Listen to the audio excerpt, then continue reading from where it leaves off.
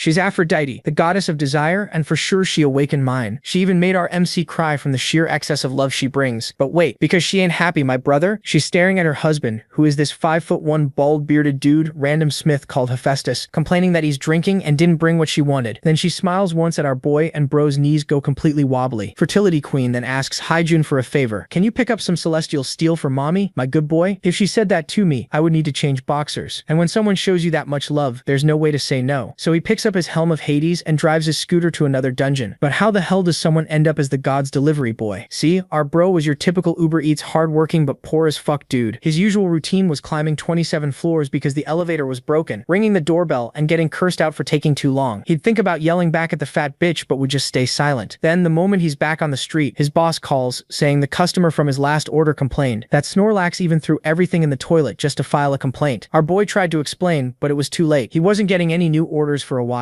To learn to be more responsible. Problem is, our bro's rent is due next week, but was at that moment and right in front of a dungeon portal, his cell phone suddenly glowed with a system message. You have a new delivery request. The screen looks different from anything he's seen before, so he taps it out of curiosity. A bright flash bursts from the phone, and when he opens his eyes, he's in a place that looks like heaven. He panics, wondering if this is a dream or if some mystical being finally chose him. Nothing has even happened yet, but he's already tearing up, thinking his delivery boy life is finally over. Then he notices the phone still showing a delivery order, along with a map and instructions to pick up nectar. Since he has nothing else to do, he accepts it. The moment he taps the screen, the golden gate ahead opens. He gulps and heads in. He rides above the clouds, passing a huge castle. He checks his phone, getting nervous. This is really where the gods live. He enters a palace and stops in front of a giant door, guessing this must be the pickup spot. Nervous, he knocks, thinking if a god answers, maybe this is his chance to become a hunter. Someone opens the door and asks who he is. He sees a blonde girl in white and instantly knows she's a goddess.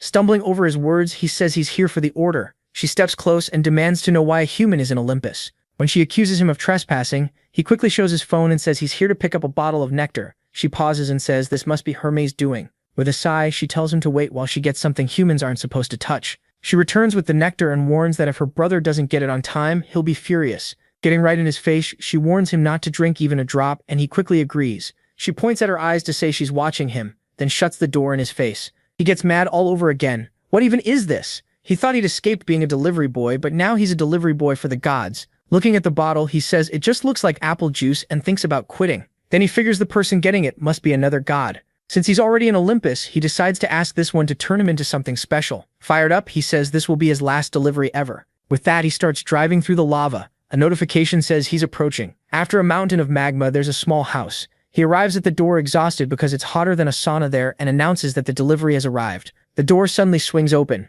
He's drenched in sweat from the brutal heat inside. A dwarf working at a forge turns around, angry, and asks who came in. Flustered, the protagonist says he's not an intruder, just making a delivery. The dwarf walks toward him, noticing this must be the guy his sister sent. The MC can't believe they're related. Then the dwarf realizes he's not Hermes. His aura rises as he says the boy came there uninvited. The protagonist hurriedly explains that the dwarf's sister told him to bring this. Once the dwarf sees the bottle is still full, he says it's impressive. He didn't take a sip. The boy says he's not a thief and hands it over. The dwarf laughs and calls him honest. A sip of that nectar would have turned him into a god, yet he felt no temptation. At this moment, the protagonist is confused upon hearing this, already thinking that if he had taken a sip, he would be a god. Now, he eagerly moves to open the bottle, saying his life as a delivery boy is over. He reaches for the bottle, but the dwarf snatches it, opens it, and before the boy can stop him, he chugs a huge mouthful. Then he tosses the bottle down and says it tastes even better, all at once. The boy is crushed, while the dwarf says he hasn't had nectar that fresh in ages.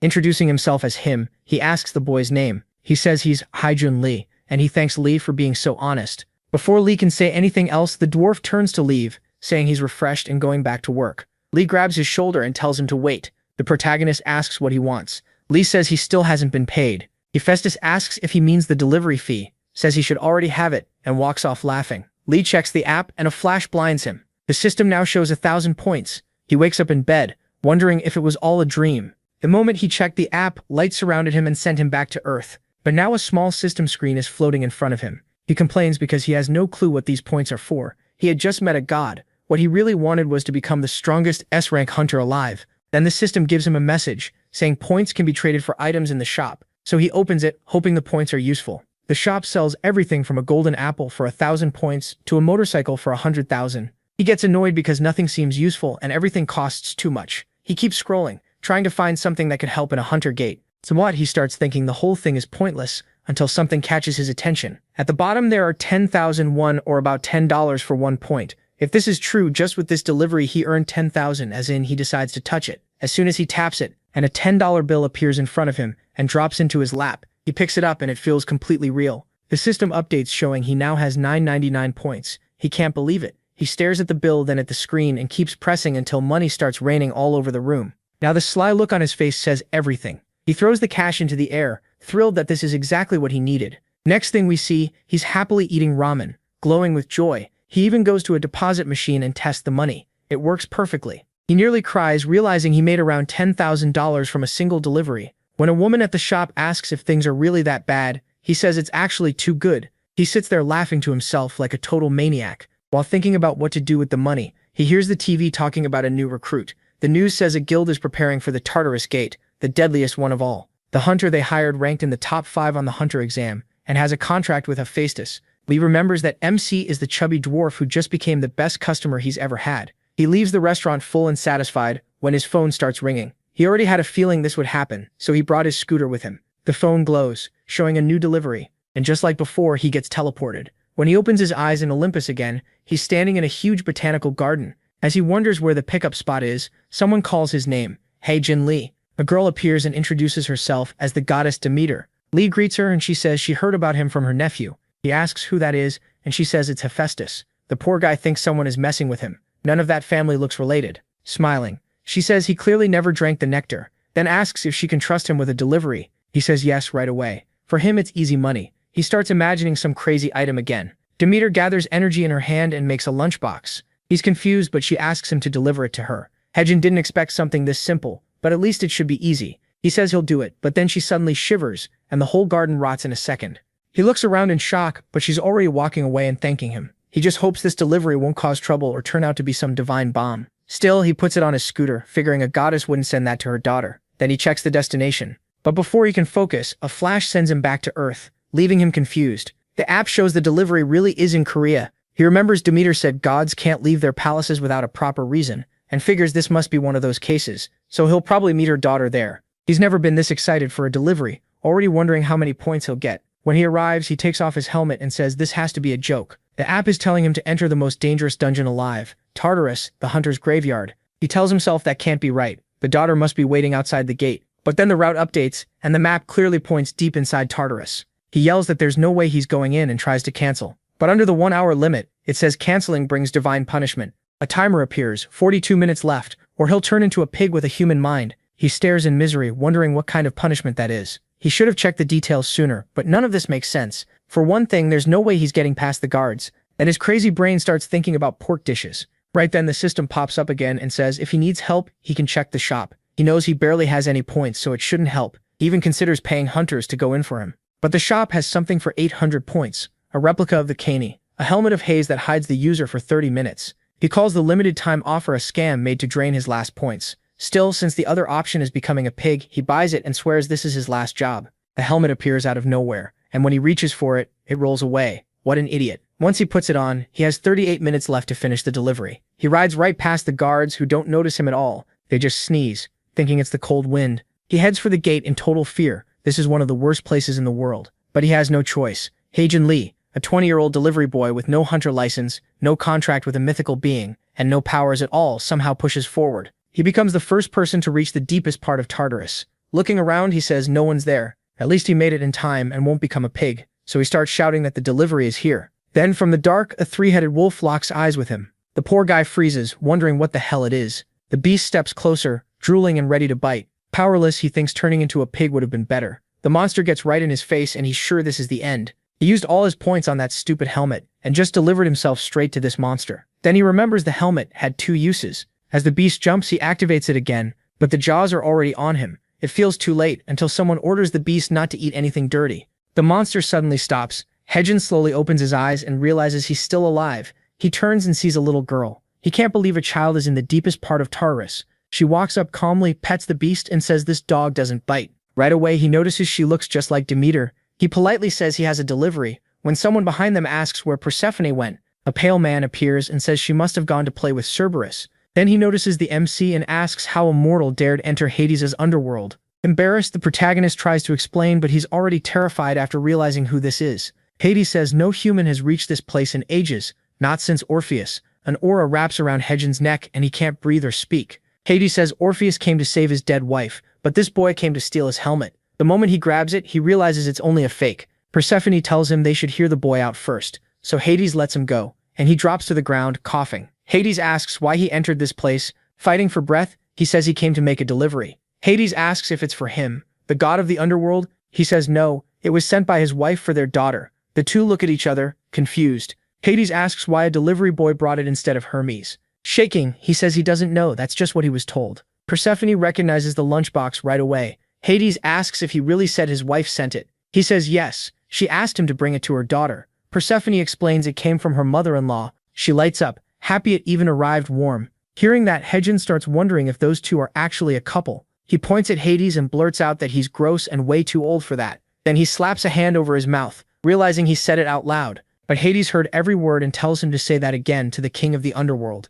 The MC starts rambling out an apology, shaking the whole time. Then Hades just stares at him and bursts out laughing like an idiot. Hedgen is stunned, and Hades says he never thought a human would be bold enough to insult him. He asks for his name and the boy answers while trembling. Hades says he'll forgive it this one time, but if he slips again, all he has to do is raise a hand, and the energy around him makes the warning very clear. After that, Hades says the payment has been sent, and he can thank his mother-in-law for the meal. At once the window flashes, and this time he gets 10,000 points, plus another 5,000 from Hades. He even gives the helmet back, saying the boy can keep the little toy. Hedgen starts shaking and thanks him with a huge smile. The scene shifts to a man, worn out, standing against a dragon. He gets ready for battle. This is Team 1's captain, the combat hunter Doyon Ha. He lands a string of hits, but the dragon strikes back and claws his chest. Combat type hunter Doyon Ha. He delivers a series of blows to the dragon, but it retaliates with a claw to his chest. Then another fighter attacks from behind with an aura blade, making the dragon react, but the hit connects and the dragon flies up in pain before crashing down, defeated. The swordsman walks over to Doyon and congratulates him. They've finally cleared the first 4 floors of Tartarus. This man is Guildmaster Shangjun Park, ranked 3rd in the world. The whole team starts celebrating. He calls it a great day because their guild has reached Tartarus' deepest zone. Still, everyone is wiped out. Shangjun thanks Doyon and says they did it because of him. Doyon, moved, says he doesn't deserve that much credit. The team hugs and talks about staying together forever. Shangjun tells Eren not to go too hard on the dragon, ranked 17th in the world. She says she gets it. He knows she wants a lot of mana stones, but there's no need to rush. Then she suddenly feels something. Jumping off the dragon, she warns that something fast is coming. The team stares into the dark, knowing they're too exhausted for another fight. Shangjun tells everyone to get ready, and Eren says it's almost here. The leader warns that if things go bad, everyone should run. He'll stay behind and hold the monsters back. But the others get emotional and say they'll fight beside him to the end. He smiles, but Eren cuts in. It's here now. In the distance, they hear an engine, then spot the shape of a motorcycle rider in a helmet. Shangjun just stares,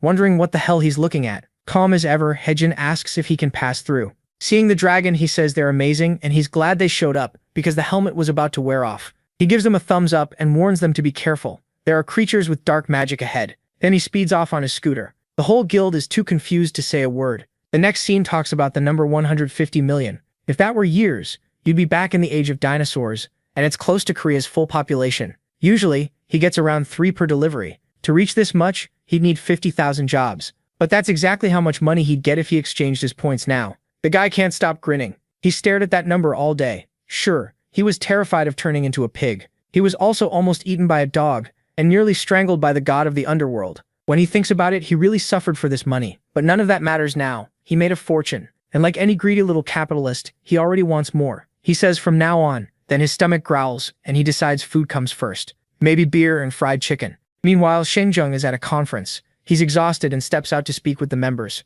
After that, he still has to meet the president of the Hunter Association. The man never gets a break. Doyon asks if he mentioned the delivery boy at the conference. He says no. For now, he'd rather keep it quiet since nobody knows where that guy came from. They should have chased that guy and asked questions, but everyone was too tired and too stunned to move. Still, the whole guild is curious. The blonde points out the weird helmet and scooter, saying he might not be that hard to track down. But Shangjun tells them to drop it for now. Their job is clearing dungeons, not hunting some mystery rider. Then he tells the other two they need new weapons, so they'll be heading to the mining dungeon. Do-Yan starts to complain, but gives in and asks what kind of metal he wants. After thinking a bit, Shangjun says it's called celestial metal. Meanwhile, the MC is enjoying his fried chicken, when his phone suddenly rings. He jumps up right away, not wanting to miss an order from the gods. Even though he's starving, in a flash of light he gets pulled away and ends up in the mountains. Right in front of him is Hephaestus' house again, and that's when he realizes he forgot his scooter and helmet.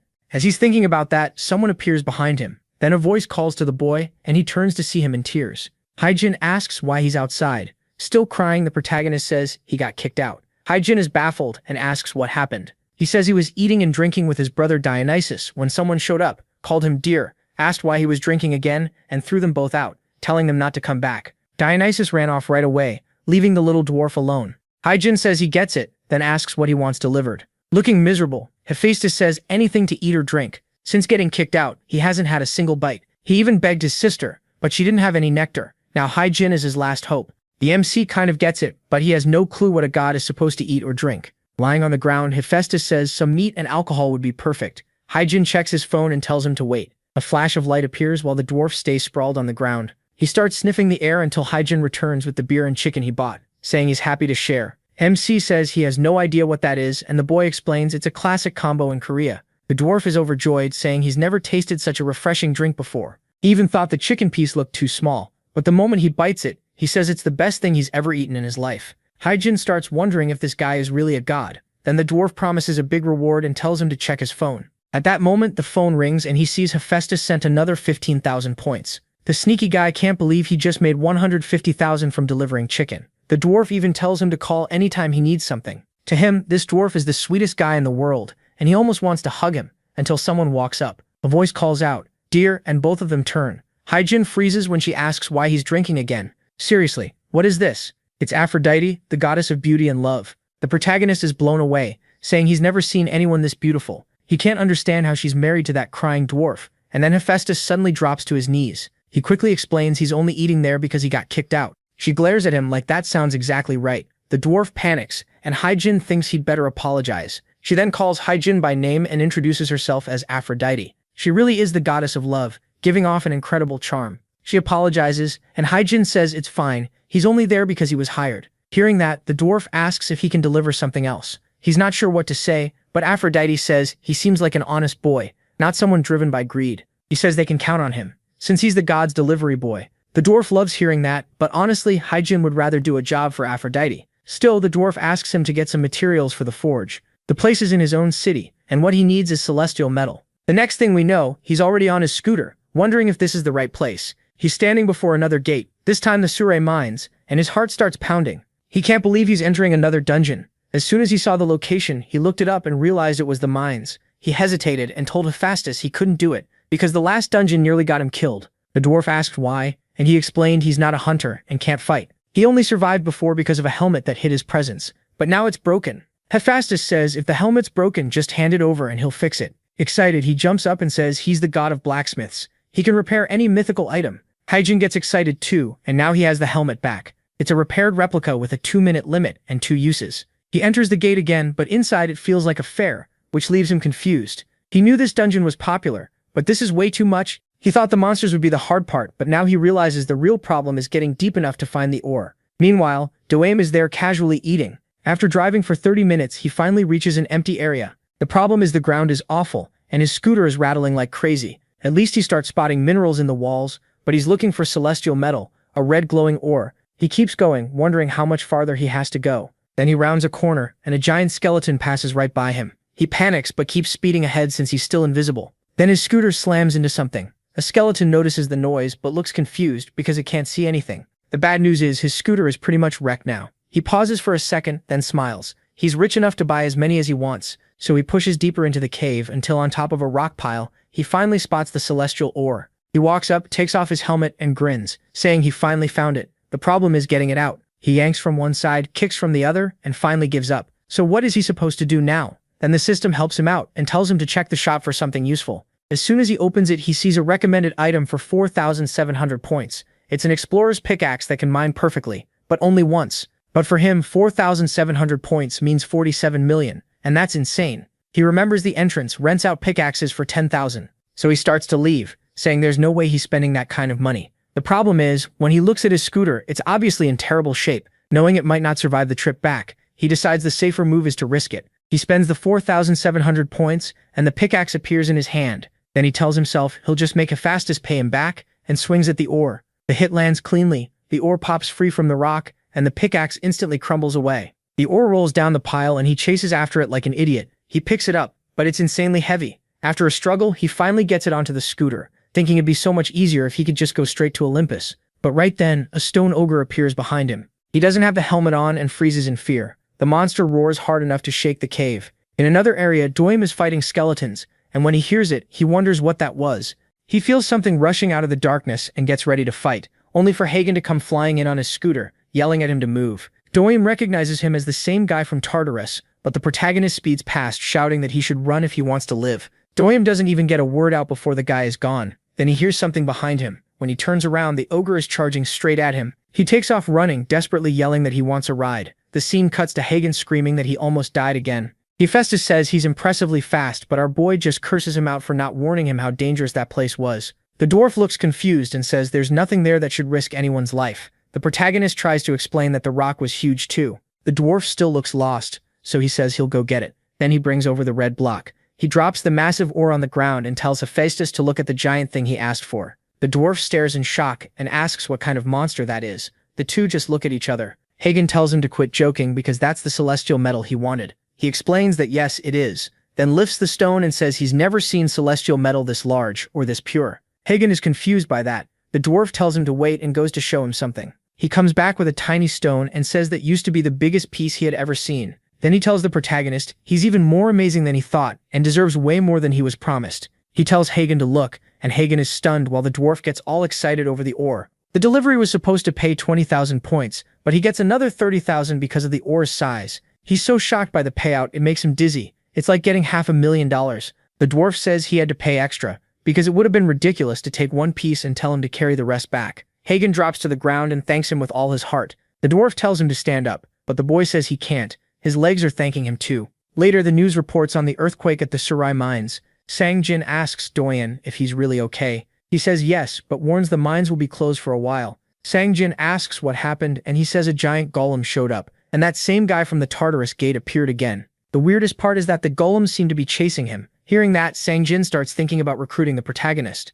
Doim says he can track him down if needed. He remembers the bike and license plate, and he also got the area recordings. The leader thanks him, saying someone like that would be a huge gain for the guild. He's just glad the guy wasn't hurt, and says he'll take over from here. Doyen lights up, thanks him, and says he'll follow him anywhere, until Sangjin asks if he got any celestial metal. That shuts them both up. Meanwhile, Heijun sees 75,000 points on the screen and grins like an idiot. With $500,000, he can finally think about buying a new house. He's making an insane amount of money, even by top hunter standards. The problem is, he knows luck is the only reason he's still alive. So he starts wondering if the shop has anything useful. He opens it and starts searching. But like always, everything is overpriced and mostly useless. The cheapest weapon is $1 million and they're just replicas, so they probably won't last. For a second, he thinks maybe fighting monsters isn't worth it. Then something grabs his attention. It's a level 1 racing suit that boosts the user's physical ability based on the suit's level. The price is 50,000 points, and he's annoyed the system never recommended something this good. Still, he doesn't know how strong it really is, and 50,000 points is a lot.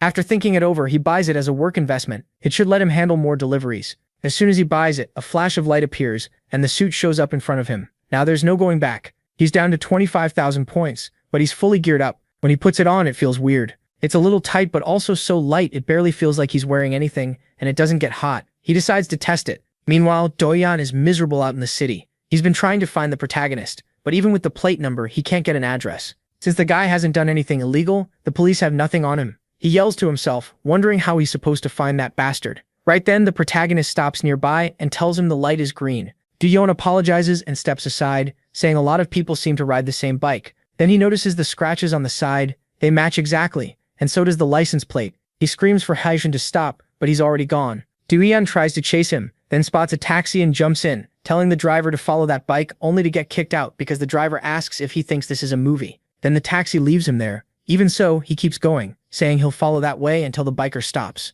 After running for quite a while, he finally collapses, out of breath. A woman asks if he's okay, and he says he is. She says she knows him from one of the biggest guilds, but he says she's mistaken. No one from a major guild would be sprawled on the ground like this. He still has no clue where that stupid delivery guy went. Then a scream draws everyone's attention. He gets a bad feeling and moves in slowly. He checks around but doesn't see the bike anywhere. Still, his gut tells him that guy is involved. Some elders warn him to be careful, saying the echo from the peak could trigger an avalanche. He tells them not to worry. He's with a major guild and starts running again. Once again, he's chasing after the exhausted protagonist. Then he glances to the side and spots a rock with a clean hole through it. He says there's no way someone just did that. A B-rank hunter might break a rock, but making a perfect crater like that makes no sense. It has to be magic or divine power. If the biker did it, he has to bring him into the guild no matter what. Back home, Sneaky Hagen is wiped out, still shocked that he made that hole in the rock. For a few minutes, he could even run faster than his bike. Now he's thrilled and feels ready to step into any dungeon. His phone rings again, but this time it's a Chinese instrument instead of a harp. He checks the location, Buxiang. Since it isn't Olympus, it's probably a dungeon. He looks up dungeons in Buxiang, and just like he thought, there's one called Manhwa. Go. Since the delivery has no time limit, he decides to wait for the suit to recharge first. What he doesn't realize is that someone's following him. The blonde from the guild is watching him. Xiangjun already heard everything. Diane reported. He said that if they spread hunters across the area, they'd find him sooner or later. Xiangjun said that wouldn't work without a picture, but Diane told him to relax. Then he showed him a perfect sketch of the biker thereafter. The leader asks if it's true. The guy seems stronger than he looks. Daeon brings up the rock with the hole in it, something a normal protagonist could never do. Yangwon may be the top guild in Korea right now, but the second biggest black dragon has grown fast in recent years. The problem is, they'll do anything illegal if it helps them gain power. The leader says they can't let a talent like this end up with a guild like that, especially with how shady they've been lately. Daeon says he can be trusted to recruit the guy. The next day, when Haijin reaches Mount Huago, he sees a crowd at the entrance, even though online it looked unpopular. As he gets closer, a man tells him to stop there. Startled, he realizes the guy is actually talking to a little boy behind him. He hears people whispering about the Black Dragon Guild. The protagonist knows they're one of the guilds that like to take over gates. Still, he heads inside since it has nothing to do with him. The moment he enters the dungeon, he gets a message saying he's close to the delivery point. He walks a little farther, and the phone says he's right on top of it, leaving him confused. Then he looks up the mountain and realizes the delivery point is at the top. Remembering the stone golem, he gets nervous. But now he has his suit, so he feels sure he can deal with whatever shows up. He takes off his helmet, ready to move, when someone calls out for the delivery man. A face in the ground is talking to him. Heijin freezes. It's a monkey's head speaking to him. The monkey tells him to relax. Hasn't he ever talked to a monkey before? Not sure what to say, he asks if the monkey placed the order. The monkey says a kid in a winged hat told him that if he wished hard enough, someone would come fulfill the request. The protagonist starts wondering if that winged hat kid is behind everything. The monkey says there is something he wants Heijin to bring him. An MC tells him to name it. The monkey introduces himself as the beautiful Monkey King, or the victorious Buddha. Others call him the great Sun Wukong. Haijin instantly thinks of Goku and steps closer, asking why he's trapped there. Sun Wukong says he got punished for stealing peaches from the Jade Emperor's tree. He only wanted one bite, but the moment he touched them, he was sealed under the mountain. Haijin says he gets it and asks what he needs. Wukong says it's simple. Follow the path behind him and he'll find a pile of trash.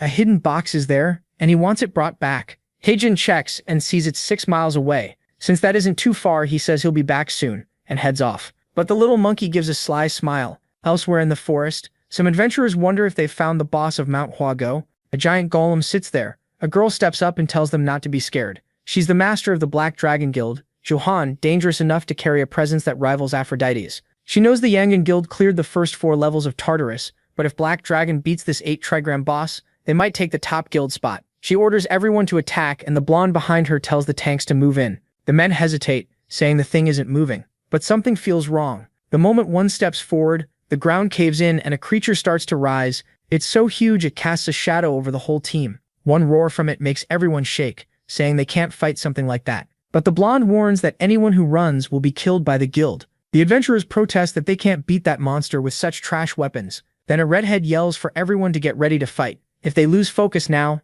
they'll be crushed. The group hesitates, then moves in. The blonde asks the redhead if she really thinks the plan will work. She calmly says she has no idea. In the forest, Hadrian is riding his scooter when an earthquake hits. Even the monsters are running from that direction. Seeing smoke in the distance, he knows it's bad. Even with his suit on cooldown, he decides to check it out. By then, the adventurers are getting crushed. One stomp wipes them out, and the rear line tries to support, but their arrows do nothing. Realizing their attacks aren't working, the redhead spots a mage near the leader. He says he came to register, not to fight, but Shuyu says if everyone survives, it could hurt her guild's reputation. He's left confused, then she punches him out cold, saying they're only here to help her take this place. With the battle too loud for anyone to notice, the others keep pushing forward. The redhead uses a jump skill to launch himself at the golem and lands a clean blow to its head. He shouts that he made an opening and tells everyone to attack, so the team swarms the monster. After a hard fight, it drops to the ground. The team cheers, thinking their attacks are finally working. They celebrate, convinced they'll make it out alive. Then the golem suddenly wakes back up.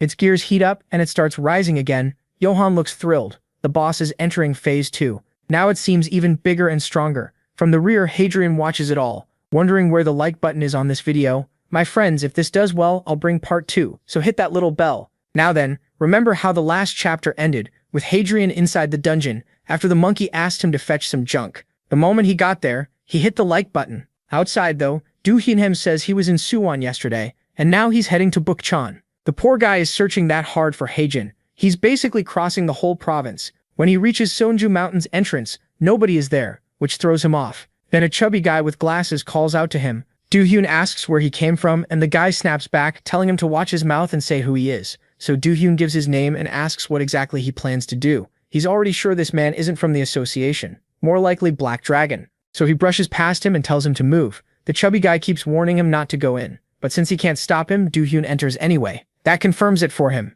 If they posted guards to keep people out, there has to be a boss inside. He takes off running, saying he needs to warn people, since this place was already abandoned. The real battle against the 8 trigrams begins when the monster enters phase 2. That's when Hyjin arrives. Seeing the giant monster with a laser in its belly, he realizes this is the junk the monkey meant. Even with the suit, he isn't sure he can beat it. Shaking, he wonders what he's supposed to do now. Then he spots a redhead with a group nearby. He quickly recognizes them as Black Dragon Guild members. The ones trying to quit are being dragged back into the fight while begging to leave. Then, weirdly enough, the blonde guy leaps onto the monster's chest with the mage. That leaves Hyjin confused, wondering what he's planning. The Black Dragon member starts throwing the adventurer toward the burning core. The man begs not to be dropped, saying he'll die, but the blonde says it's his own fault for trying to run. Then he lets him fall, but Hyjin rushes in and punches him in the face, calling him a bastard. The Black Dragon leader stares, stunned, wondering who this guy is. How did he drop a B-rank adventurer with one punch? Our boy saves the man like a hero, even catching him in his arms. The adventurer thanks him for saving him, but warns that staying there is dangerous. Hyjin looks around and realizes he's stuck between the boss and the whole Black Dragon Guild. He knows he could just grab the box and run using the chaos as cover, but he can't do that. He tells the man not to worry. He just couldn't watch someone die for nothing. The Black Dragon leader asks why everyone stopped, while Hyjin thinks this whole mess is because of those idiots. His suit only has 2 minutes and 17 seconds left, so he figures he has no choice but to move. The redhead is furious, because she thought they were about to win. The bald guy asks if he should send in the archers, but she tells him no. She explains they first need enough bodies. That's the trick to beating the 8 trigrams. During the shift from phase 1 to phase 2, the boss can't move. If they feed sacrifices to its chest, then the fight gets much easier. Then the bald guy tells her to look. Hyjin has already jumped, high enough to rise above the boss. From up there, he notices a crack in its head, like something can be taken from it. He's sure that's the weak spot, so he throws a punch. It lands square on the monster's head. The leader starts shaking, wondering what that idiot is doing. At this rate, he'll wake the boss, so she orders everyone to stop him. She doesn't care whether he lives or dies. She just wants him stopped. The guild starts firing arrows at the boss. Hyjin's suit is down to 1 minute and 31 seconds. As he keeps punching the ogre's head, he begs it to break already. Then a warning window pops up and his body starts dodging the arrows on its own. He's shocked, wondering why those people are trying to kill him. The bald guy tells the leader this stranger is dodging like a god. He's even avoiding arrows from behind without looking, until one strikes the ogre's eye. The creature shudders and its eye lights up. The bald guy wonders if they'll need everyone just to stop him. Then he orders the front line to charge. Hyjin wonders when this thing will stop. It's covered in arrows like it's wearing a wig. Then the ground under him starts shaking. The captain drops her fan, knowing they're in real trouble now. The creature's eye fully lights up. Phase 2 is complete. Hyjin complains that it's way too hot up there, while everyone below trembles. The golem stomps down with a roar, and one blow wipes out the whole force. The bald guy asks the leader what they should do, but she has no answer. She knows there's nothing left to do. Facing the golem, she's sure they're all about to be burned to ash. But above them, Hyjin is still hammering the monster's forehead with punch after punch. She can't believe he's still alive up there. The problem is, his suit has only 10 seconds left. He keeps punching, and it drops to 8 seconds. At 5 seconds, he begs it to break. Then only 1 second remains. He throws one last punch and blows the creature's head apart. When the smoke clears, Danyan has just arrived, and he can't believe what he's seeing. Looking at the fallen boss, he wonders if this kid really beat it alone. In a way, Danyan feels drawn to Hyjin. They seem to fight in a similar way, but he never expected to find him here. He runs toward Hyjin, saying he has to recruit him into the guild today. Below, the Black Dragon members are still alive, and Zuhan can't believe that loser beat the 8 trograms by himself. The bald guy asks for orders, and she tells him to seize the boy as soon as the smoke clears. She knows he was strong enough to win, but he must be exhausted now, and she can't let someone who ruined Black Dragon's plan escape.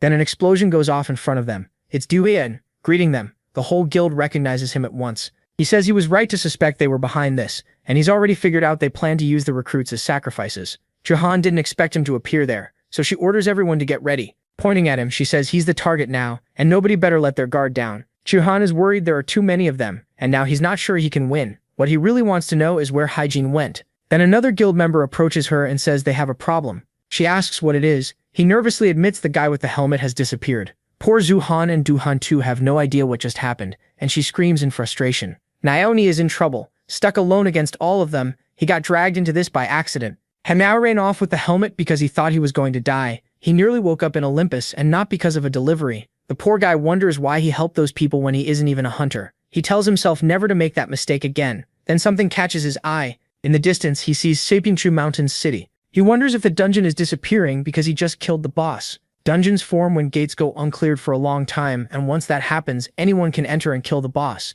But it's incredibly hard. Usually only hunters registered with the association can do it. This time though, the one who cleared it was a guy listed as a delivery worker. He just prays this won't cause trouble and wonders again why he got mixed up in it. Then he remembers. Back with the monkey. The monkey says the boy took longer than expected. Crying. Heijun says the request was impossible. The monkey tells him to stop dragging it out and explain. Heijun curses and says the monkey called it junk, but it was a giant ogre that shook the ground with every step, and it had a laser that nearly burned him alive. Kang says that's impossible, and asks if the 8 trigrams went crazy, since it's normally a peaceful creature that stays still unless someone attacks it. Then the protagonist realizes that if not for Black Dragon, this would have been easy. Now he's fired up and wants to smash their heads in. How dare those bastards mess with his deliveries? The monkey says, from that story, it sounds like he probably didn't get the box, but Heijun says he did. Wukong asks how, and Heijun says he blew the monster's head apart and brought the box to Wukong, asking what was so special about it. The monkey laughs and starts losing it, calling him incredible. Even if Wukong beat that creature in the heavens, its version on Earth could still destroy any human. He asks for the protagonist's name, and Haijun answers. The monkey reaches out his hand and says that today he met Haijun Li. Then something suddenly bursts out of the box, it explodes, and an object shoots into the air. When Haijun opens his eyes, the monkey is holding the staff, saying, Haijun saved him, and now he owes him one. Without the boy, he would have been trapped there for years. Haijun recognizes it, the golden staff. Wukong whistles, and a cloud forms under him. He warns Haijun that he needs to leave before the Jade Emperor shows up. Then he flies off, saying they'll meet again someday. Haijun is left speechless. He doesn't mind the monkey leaving, or even skipping payment, but then a sack drops onto his face. Wukong says he isn't cheap. The payment is already there. What's in the sack is just extra for all his hard work. Haijun asks what it is, but the monkey is already gone. A golden light shines from the sack. He opens it wondering if this is really just a bonus. Later, back home, Haijun watches the news. They're covering several accusations against the Black Dragon Guild. He felt relieved knowing those bastards were finally paying for what they did. The man Haijun saved told reporters nobody went in expecting to fight the boss. Then the reporter asked about the helmeted person who rescued everyone. With a smile, the survivor said the guy showed up right when he was about to be burned alive. He took down the 8 trigrams alone, and without him, none of them would have made it out. Haijun smiled, thinking all that effort meant something. When his body moved on its own, he thought he had gone crazy, but it all worked out and nobody learned who he was. Still, the best part was the money. He now had 95,300 points. He got 70,000 from this one delivery, though part of him still felt he deserved more for dealing with that boss. Still, he was satisfied. Cashed out, it was about $700,000 from one job, enough for an amazing apartment. And he also got a reward he never expected, a strand of hair from the great Wukong. Put it in your palm and blow on it, and it summons one of Wukong's clones.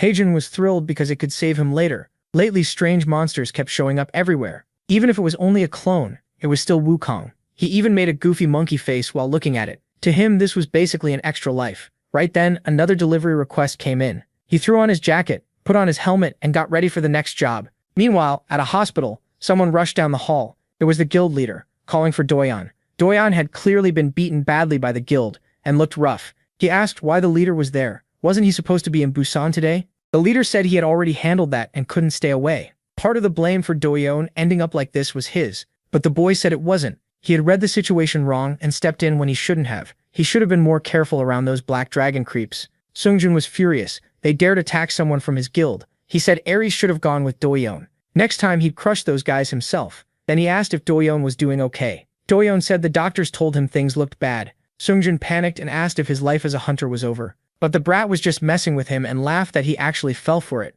His arm only had a small fracture, and he'd be back to normal soon. He laughed in the leader's face, asking if he really thought he'd quit over that. Sungjin grabbed his cheek and said maybe today was a good day to retire. Doyen shot back that he'd follow his leader forever. A little later, the leader asked if it was true. The boy had beaten the 8 trigrams alone. Doyen said he saw the guy smash the monster's head apart with one punch. As a martial artist, watching someone win barehanded left a huge impression on him. Then he asked if the team sent to find that boy had any luck. Sungjun said sadly, no. Cameras showed him going into an alley, and then he was gone. High in the sky, Heijun sneezed, thinking it was freezing up there. A while later, he reached Hephaestus's house, which was way too hot. He opened the door and greeted his friend, but the protagonist was too focused to notice, so Heijun sat down, figuring he'd wait until the guy finished working. In that warm room, he started getting sleepy. The heat reminded him of something. It felt like being in his mother's arms. Then Hephaestus snapped him awake and pulled him into a big hug, asking when he got there. Startled, Heijun asked when that damn dwarf showed up. MC said the kid looked worn out today,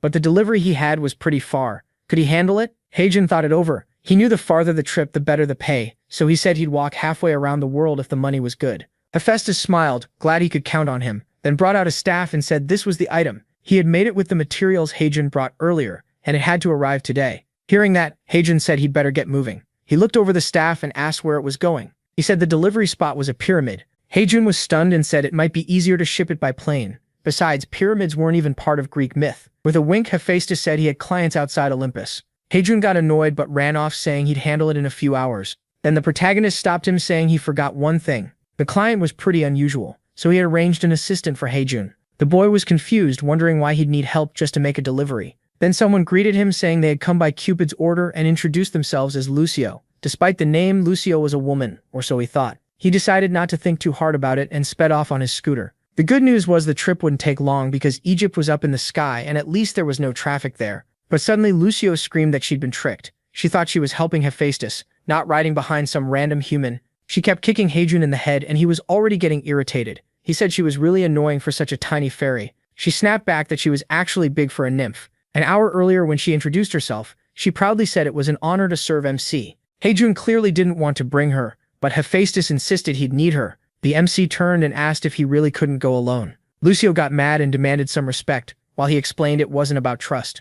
Heijun just didn't know the place they were going, and Lucio did, so she was supposed to help, not slow him down. But on the scooter she just picked her nose and said she didn't want to help this kid. She complained about riding a human scooter and kept kicking his head, asking how much longer it would take. He ignored her and she kept yelling for an answer. So he told her that if she stayed quiet he'd tell Hephaestus she was perfect and cause no trouble at all. But to Lucio, being useless would ruin her reputation. She had studied her whole life and fairies like her were treated almost like divine beings. She refused to accept that and kept whining at him until a candy dropped into her mouth. Startled, she asked what he just did. Heijun said she wouldn't stop talking, so he gave her candy to shut her up, and if she stayed quiet the rest of the way, he'd give her more. Lucio had never tasted candy before and it felt like food from heaven. She warned him not to lie and he said he always kept his promises. Heijun figured candy was the easiest way to handle a kid. With her finally quiet, they were only 800 meters from the destination. He enjoyed a few seconds of peace before spotting two eyes in the mist. He slowed down, but they were already inside thick fog.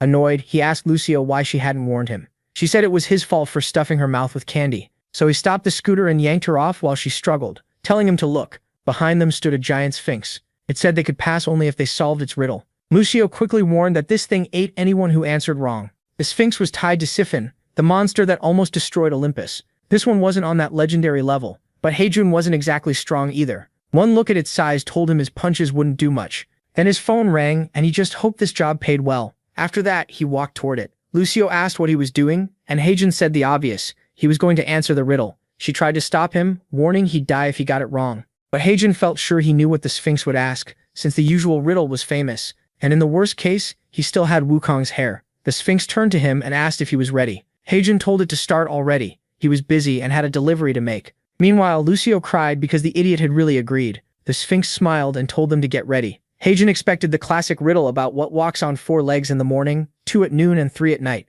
Though honestly, old men these days can get so buff they don't even need a cane. So he stayed confident since he'd heard that one plenty of times. But then the Sphinx asked, "What do you call the sound a duck makes when it falls?" Heijun just stood there with a completely dumbfounded look, while the Sphinx stared at him. He asked what kind of stupid duck question that was. Lucio started thinking and said ducks go quack, then burst into tears because she had no idea what sound they made when they got hurt. Being watched through a sphere, the last thing she wanted was to get eaten alive. That sphere was being observed by a woman dressed in Egyptian clothes, who said the two visitors looked very interesting. The Sphinx stared at them again and demanded the answer. Heijun had no clue. What kind of dad joke was this? Then he remembered he was dealing with a Sphinx.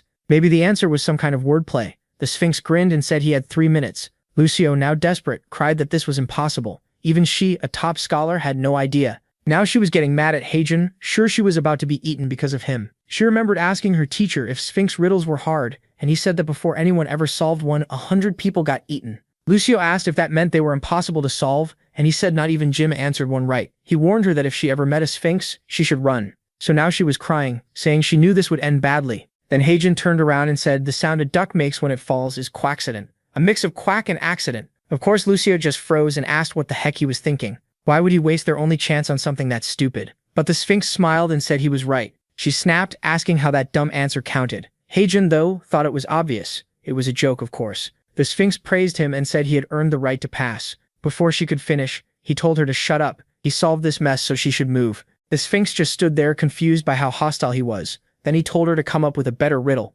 because that one sucked. The poor Sphinx started crying. He turned back and asked if she was actually crying. She said no, it was just sand in her eye. Lucio still couldn't believe he had gotten it right. Then Heijun told her to hold on because he was speeding up. After a while they entered the passage, and Lucio called out to him, sounding unsure. He asked what it was, and she said she wanted to apologize for earlier. She was supposed to help him, but instead she kept looking down on him for being human. She said she didn't deserve to call herself a mega elite. Heijun told her she didn't need to be that hard on herself. Compared to the nasty things he'd heard before, this was nothing. To him it was just like hearing an annoying younger cousin, so he didn't care. Lucia got a little shy and thanked him. Later they reached the pyramid. Its size was so crazy that even Lucia couldn't see the top. Heijun checked around. The map said this was the place. Then she noticed some writing nearby. They went to a box covered in Egyptian text, and she said it told them to ring the doorbell. He was impressed she could read hieroglyphs, and she proudly said she was an elite. So he pressed the button, and everything started shaking. She said it was gravity magic that made no sense for a doorbell,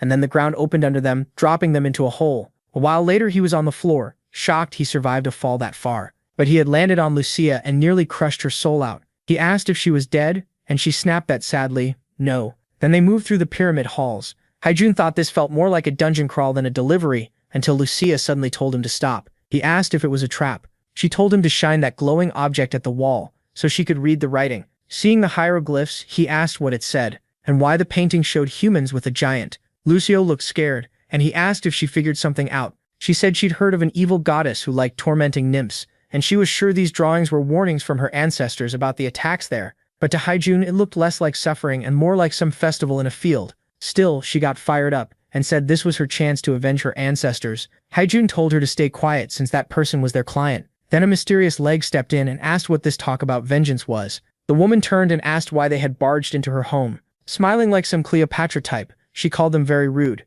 Then she asked which one of them wanted revenge. Heijun couldn't see a thing, obviously. But Lucio flew straight toward her, saying she was there to avenge her ancestors. The MC told her to calm down and asked what she was doing. The Egyptian woman just smiled and asked if she was a nymph, saying it had been a long time since she'd seen one. Then she hugged her and called her adorable. While getting squeezed, Lucio yelled for the enemy to let go. Heijun just stood there, totally lost. Later the woman explained that long ago they held festivals for nymphs there, and the younger ones were always especially cute. She just hated that they were gone now. Heijun said now he understood how they died. She probably hugged them to death, and Lucio was living proof. The woman finally let go, saying she couldn't help herself around something so cute. Lucio cried, saying she almost died. Then she asked Heijun why he didn't save her, and he told her to relax. They started bickering, with her saying he called her like family, so how could he let family die? The woman cut in and said she'd introduce herself. She ruled the 2 brightest lands and was the divine reincarnation of mighty Horus, a pharaoh. But the pair ignored her and kept arguing. While they fought, Heijun asked what this pharaoh stuff meant. Wasn't Egypt supposed to be a kingdom? Lucio said he really understood nothing and explained there were 2 kinds of gods, ones like Cupid or Hephaestus, who were born divine, and others who reached godhood like the woman in front of them. The pharaoh asked why she was being called an old lady. Then Heijun said he came to deliver something, and she replied that she knew. She'd watched his whole trip. At that moment, the package started moving and flew into her hand. Looking it over, she said it was high quality. The craftsman was skilled, and the design was excellent. She added that the delivery man Heijun really lived up to his reputation. That just confused the poor guy. Since when did he have a reputation? Still, with the job done, he thanked her and said any bonus could go straight to his account. Lucio called it embarrassing to work with someone that greedy, and asked if he had no pride. Haijun shot back that pride doesn't buy food. The money she mocked was what paid for the candy she liked. That got her excited, and she said to make sure the deposit was a good one. The pharaoh said their friendship was wonderful and told them not to worry about payment. After all, she was a generous goddess. He got 50,000 for the delivery and another 50,000 as a bonus. That brought him to 195,000 points. The rascal now had a total of $19 million. Lucio said she helped too, so he owed her candy. He told her not to worry, she'd get a whole store. She got excited and said she'd take 90% of the profit, leaving him awkwardly silent. But the woman warned them not to use that tunnel next time and to go through the main entrance. She had fond memories of that place, but it made no sense to take deliveries in the basement. Lucio pointed out that the writing said to ring the bell if there were no guards. The pharaoh explained there hadn't been guards there in years, so they should have just knocked at the front door. So basically, they should have ignored the button and taken the stairs. With that, the delivery was done, and he was back at Hephaestus's house. He was exhausted, but at least he got back in one piece. He told Lucio to wake up since she was drooling on his hand. She woke and asked if they were back already. He said yes. That's when she noticed they were already in front of Hephaestus's house. She spoke over the radio and thanked him for the day, saying she had fun. He asked why she'd suddenly changed. Then he remembered the job was over, so it was time to part ways. Smiling, he said it was nice having her around, even if she talked too much. She told him to shut up and stop ruining the moment, and he said he was only being honest. But when they went inside, both said they never wanted to work together again. Even so, Haijun hadn't expected them to get along this well. Just then, Hephaestus showed up and said the client had praised them a lot, so he was thinking they should keep working together. The two looked at each other, actually thinking about it. Then they knocked their heads together and said they'd only do it if everyone wanted it. And remember, the last chapter ended with him and Lucio crashing into each other while saying they didn't want to team up. Next, our boy is sleeping peacefully in his room when someone calls his name. He wakes up to Lucio shaking him and telling him to get up. He screams and asks what she's doing there, but she just covers her ears and asks why he's yelling at poor Lucio. Then she asks if he really forgot they're partners now. That makes him remember that when he refused, Hephaestus started crying and said it was the first time he'd ever asked his own child for a favor. So Haijun gave in. The real problem wasn't just being her partner. Now he had to live with this headache. He asked why she woke him like that when he was sleeping so well. Lucio said the noise wouldn't stop. He was confused until he looked at his phone and saw it was a delivery from Manjok. He had no idea what Manjok was, but orders were flooding in non-stop. Then he checked and realized what was going on. They were regular delivery jobs, Chinese food all over the city. The guy who'd been making millions was now getting $5 or $10. Then he remembered it had already been a week since all this chaos started, back when that woman made her last delivery while on the toilet. Lucio asked what was wrong and if he was okay, but he told her not to worry. But Lucio won't let it go. She grabs his shirt and demands a real explanation because she wants to understand. Before he can answer, his phone rings. He tenses up when he sees it's his manager calling. The second he picks up, the guy starts yelling, asking if he can't see all the orders piling up and why he isn't working. We finally learn Manjok is the delivery company he used to work for, and the boss says he was already nice enough to end his suspension after just a week. Even then, he says MC still hasn't learned, and if he doesn't start right now, he's fired. But Hajin Lee snaps and tells him to do it. He really doesn't care anymore. The boss asks if he's crazy, but the kid keeps pushing back like, what are you gonna do? Lucio even pulls out a power meter, saying his rage just passed 40,000. Then the thing breaks. The boss warns that if he gets blacklisted, no one else will hire him. Hajin Lee still says he doesn't care. The manager tries to keep talking, but MC hangs up on him. The guy's left whining, especially because his baldness got called out. Lucio asks if he's really okay. He smiles and says he's fine right now. They should go eat. Meanwhile, at the guild, Song Jun is frustrated because they still haven't found the guy. Sue's Ojang reports they searched every street he listed, but no one matching that description was there. He thinks the target already knows people are after him and is hiding on purpose. Song Jun thanks him and says he gets it. He already has enough trouble, and now this mystery man is another headache. When asked if they should keep searching, he says no. It isn't worth wasting more people. Then he asks about Busan, and the answer isn't good either. The 6 A-rank hunters sent there came back without closing the gate, so in 5 days it'll become a full dungeon. Song Jun nods and says he understands. A month ago, a gate appeared in an abandoned building. When the association asked his guild to handle it, he knew it wouldn't be easy, but he didn't expect 6 A-ranks to fail. Then he suddenly smiles and says this might actually work out perfectly. He tells Sual to alert the team they're getting ready to move out. Looking ahead, he says he'll remind everyone why his guild is called the best in the country. Meanwhile, Ojang is busy eating a spicy cup noodle and loving it. He says it would have been even better if he'd seen the manager's face after getting called bald and hung up on. Lucio, sitting across from him, says they have a serious problem. She's never had anything this good before, and now she wants way more. He tells her not to spill on her clothes, but she keeps praising how soft and spicy it is. To her, human food is amazing. He realizes she really hasn't enjoyed much in life. Then he reminds her it's just instant noodles. Even people nearby start commenting that things must be rough if she's never eaten cup noodles before. With her age and his face, they assume he's some young single dad. MC did not expect people to see him like that. Later, after they head outside, Lucio is stuffed and he wipes her face, reminding her he told her not to eat so much. That's when it hits him. This feels less like a partner and more like he suddenly has a daughter. People nearby even murmur about how sad it is that a guy this young is raising a kid alone. He realizes the whole neighborhood is judging him, and if Lucio's staying with him, maybe he really does need a bigger place. He starts thinking moving might be a good idea, and she gets excited, saying anything would be better than his tiny fish tank. If they're moving, she says, it should be to that huge castle. She's pointing at a giant luxury apartment building. He squishes her cheeks and tells her she has no idea how expensive a place like that is. With her cheeks puffed out, she asks what happened to all the money he made from the pyramid. Then he remembers how many points he has. He's actually got over $1 million, so maybe it's possible. Maybe it really is time to get his own place. Lucio is already hyped, saying it's huge. And just like that, our delivery boy might actually be shopping for a luxury apartment. It's also brand new, so it's extra nice. He asks the agent for details and hears the soonest they can move in is 2 weeks. The man keeps explaining everything, but Hae-jin Lee cuts him off and says it's fine. He likes how it looks. Still, he wants to check a few more places. He calls to Lucio and says they're leaving to see others, but she asks why not just stay here. He picks her up and says he hasn't decided yet, so they're going. Then he glances aside and thinks he recognizes a girl. A bit later, Lucio is again stuffing herself with instant noodles, saying they're delicious. Then she looks at him and asks why he isn't eating. He's too busy staring at the papers, drooling over the fact that he bought a home after one day of looking. After talking with the agent, they checked a few more places, but he ended up choosing the first one. It was new and the price was decent. Still, he can't stop thinking about the girl he saw leaving the apartment. Then he remembers where he saw her before, at the Tartaros gate. So she's a hunter too. He figures she probably didn't recognize him since his helmet covered half his face.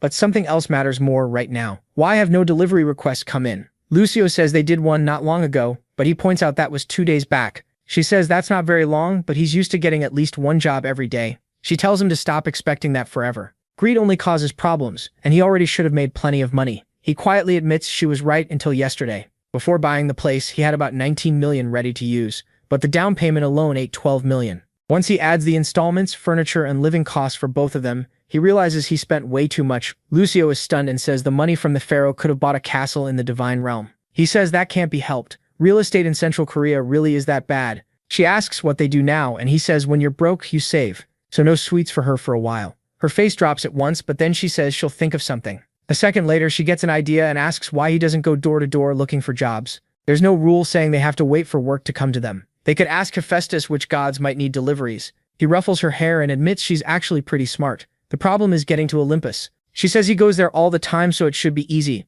But Mengsi explains he only gets there when a delivery teleports him in. Lucio instantly looks crushed. Then the story cuts to a helicopter, carrying teams 1 and 2 of the Young One Guild. 45 hunters were called in, including number 2, Aaron Barak, MC's neighbor, and Sangjin too. He reminds everyone that today's mission is the newly formed gate. They need to leave past failures behind and show the guild's glory again. Everyone cheers. Then he calls for Aaron, and the helicopter takes off. Inside, he asks if she's sure the motorcycle guy moved in next door to her. With that sharp memory of hers, she says yes. She can't be completely certain, but it really seems that way. The guild leader is crushed. After spending huge resources trying to find the guy, it turns out he may have moved in right beside her. He asks one more time if she's sure, and she says yes. At least now Team 1 has an easy lead, so their focus can stay on clearing the gate. Meanwhile, Aaron is thinking this must be the man who soloed the 8 trigrams, and she's seriously excited to fight him someday. Back at Hephaestus' forge, MC arrives, but not for a delivery this time. The place is dark and closed up. Lucio panics and says they should leave before they get punished for trespassing.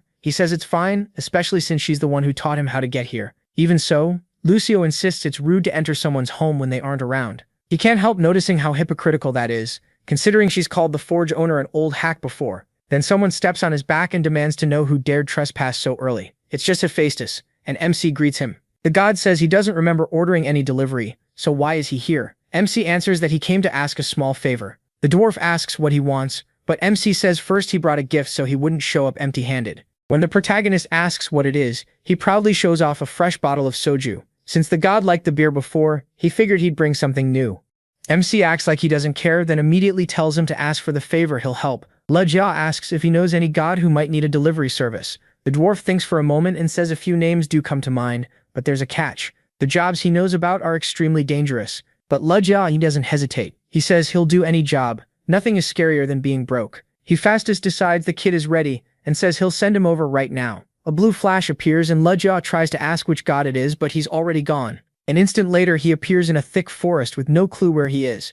Hephaestus sent him off without a single detail. Then the system suddenly warns him. Danger detected. The moment Lejia trains, he sees a red eye glaring at him. A giant three-eyed demon boar is charging straight in. He braces himself, knowing he can't dodge in time until an arrow shoots out from the bushes and hits the beast right in the head, dropping it on the spot. He spins around, confused, wondering what just happened, and if the thing is really dead. Then a familiar blue glow pops out of the bushes, cheering that they almost got flattened. He's stunned. He had no idea Lucio followed him. She says the second he vanished, she teleported after him. It was close, but she's impressed he beat one of the most feared beasts around here. Still shaking, Lejia says he wasn't the one who killed it. Then someone behind them says that was him. Lejia hadn't even noticed anyone else nearby. The old guy looks strange enough that even MC can't help staring. The man comments on finding a human and a nymph here. Lejia keeps staring. His upper body is human, but below that he's a horse. Then his phone confirms he reached the destination. So this odd old man is today's client. The old man says almost no one ever makes it here and asks who they are.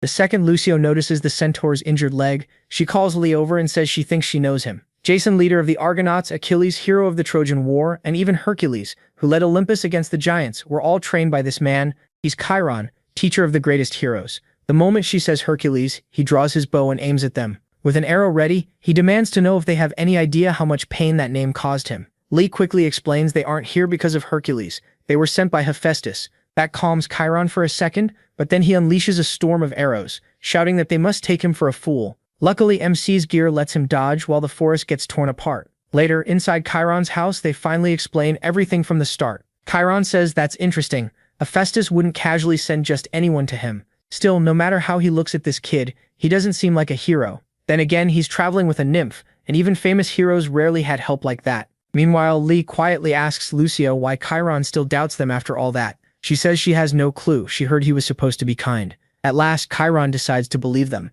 and both of them relax in relief. Then he asks if they really can retrieve anything. MC says almost anything, so Chiron gives him a chance. He hands over an empty container and says that north of here there's a huge lake. Lee needs to go there and collect saliva from the fool living nearby. He takes the jar, but the word saliva makes him pause. Is this guy seriously asking him to fill it with spit? Chiron says yes, that's exactly what he wants, and asks if there's a problem. Lee thinks it's a pretty weird invasion of privacy, but agrees to do it fast. No way he's passing up a paying job. As Chiron watches, he thinks the kid is a fool for heading there without fearing what waits ahead. At the same time, it's a good test. If he finishes this, the next job will be the frozen mountain, something no human should be able to clear. Still, Chiron doubts the kid will even make it to the plaza. Then Lee activates his suit and blasts into the sky. Chiron is left staring in shock as MC flies off with Lucio in his arms. After using the suit so much, he's gotten used to it and can keep his speed all the way to the cave. The climb is quick, and seconds later he lands at the entrance. He shuts the suit off with 32 seconds of flight time left. Lucio, on the other hand, is so dizzy she looks ready to throw up. Once inside, Lee says now they just need that saliva. The problem is they keep walking and find nothing. Then he notices Lucio breaking into a cold sweat and starts to worry. She shakily insists she's a high-ranking elite warrior and scared of nothing. Then they hear a single drop of liquid hit the ground. Lucio screams and Lee tells her to relax. It's only a drop. It's not like a monster is about to appear right now. And of course that's when he senses movement. He turns and sees a giant 36-headed serpent, most likely the legendary Hydra. Good news, getting saliva won't be hard. Bad news, that monster is insanely strong. Back at Chiron's house, he wonders where that kid disappeared to. He thought he was just some mortal, but even with strange abilities, there was no way he should have reached the mountain that fast. Then Chiron spots the crater from the launch and uses a skill to confirm the boy really made it to the cave. He gets ready to jump there himself, but his bad leg slows him down. Even so, he leaps off, saying it would be insane if the kid actually went inside. After all, that cave is home to an immortal monster. Meanwhile, Lee forces a smile, or tries to. He knows his odds of dying are way too high.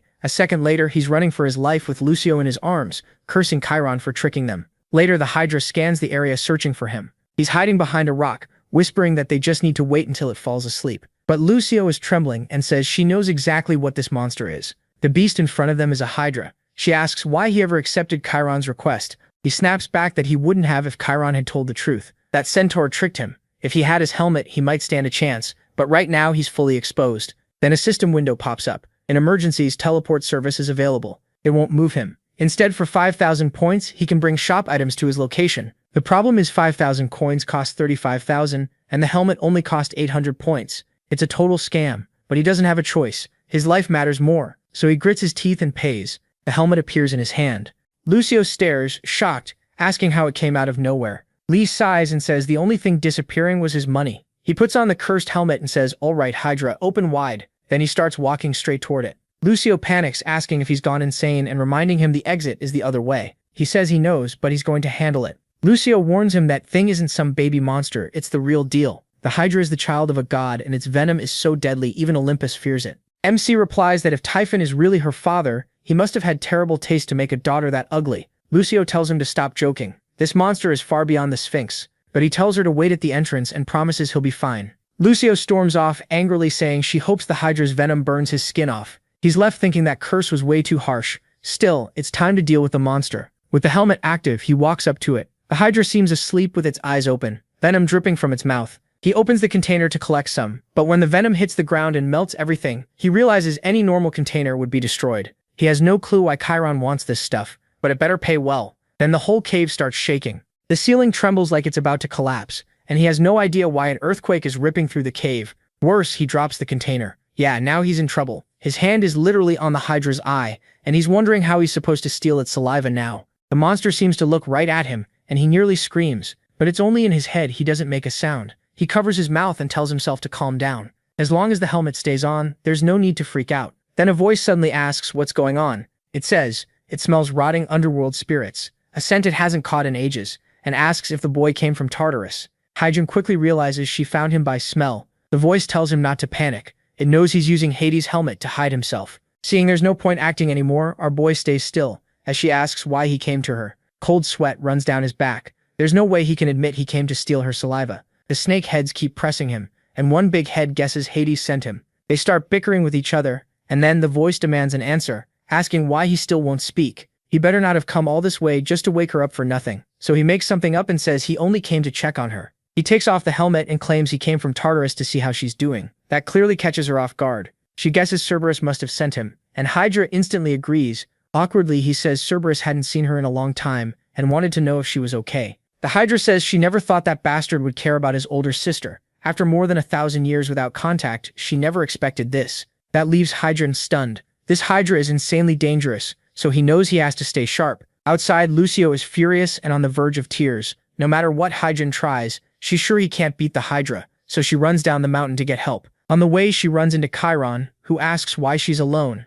She blurts out that Hyjin is facing the Hydra. Chiron is shocked. He never thought the kid would go that deep into the cave. When she begs for help, he admits even a divine being like him can't beat that monster. Lucio demands to know what they're supposed to do. Chiron can only think that he should have sent the boy home instead of testing him. With a sigh, he tells her to lead the way. She asks if he's sure, and he says he won't let the boy die because of him. Back in the cave, Hyjin is still in shock. He never expected the Hydra to have a human form. She says his reaction makes sense. Since being trapped there, she hasn't been able to use her real form. Not even her brother has seen her like this, so of course he's surprised. Hyjin figures that brother has to mean Cerberus. The Hydra softly asks how her little brother is doing, saying she misses him dearly. He just tells her Cerberus is doing well. He eats 3 meals a day, works hard, and seems happy. Naturally, Hyjin leaves out the part where Cerberus is now Persephone's pet. The Hydra smiles, relieved to hear it. Hyjin quickly says goodbye and tries to leave now that his job is done. But the moment he turns, she tells him to stop and he freezes. She says anyone who came because of her little brother can't leave empty-handed.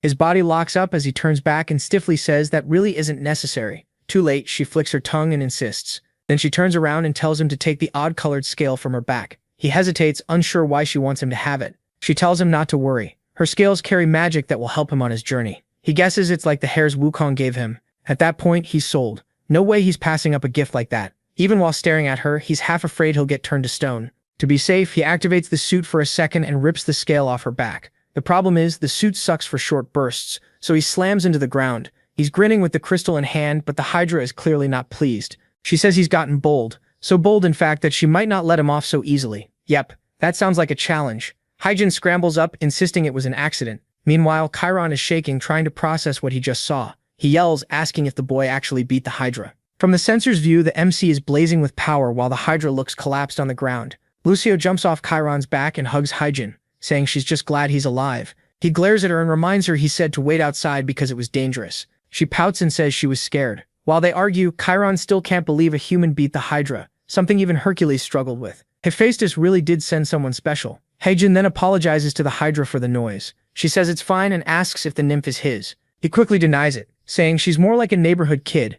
The Hydra smiles and says their dynamic is interesting. Then she looks at Chiron and says it's been a long time. He's aged a lot. Maybe time beat even his immortal body, or maybe her venom finally wore him down. Hyjin gets confused, wondering what history they have. Lucio laughs and says he really knows nothing. Their story is famous. It involved Hercules, an arrow coated in Hydra venom, and the loss of Chiron's immortality. Officially, it was an accident. In that battle, centaurs were falling everywhere, and Chiron was hit in the leg by one of those arrows. But maybe it wasn't just an accident. Maybe it was karma for raising a monster like Hercules. Before Zeus in Olympus, someone called him Chiron the Wise and asked if he truly wished to give up immortality. Kneeling, he begged Zeus to take it away, because the pain was too much. Zeus paused, then agreed. As thanks for training so many heroes, he said Chiron would receive a constellation.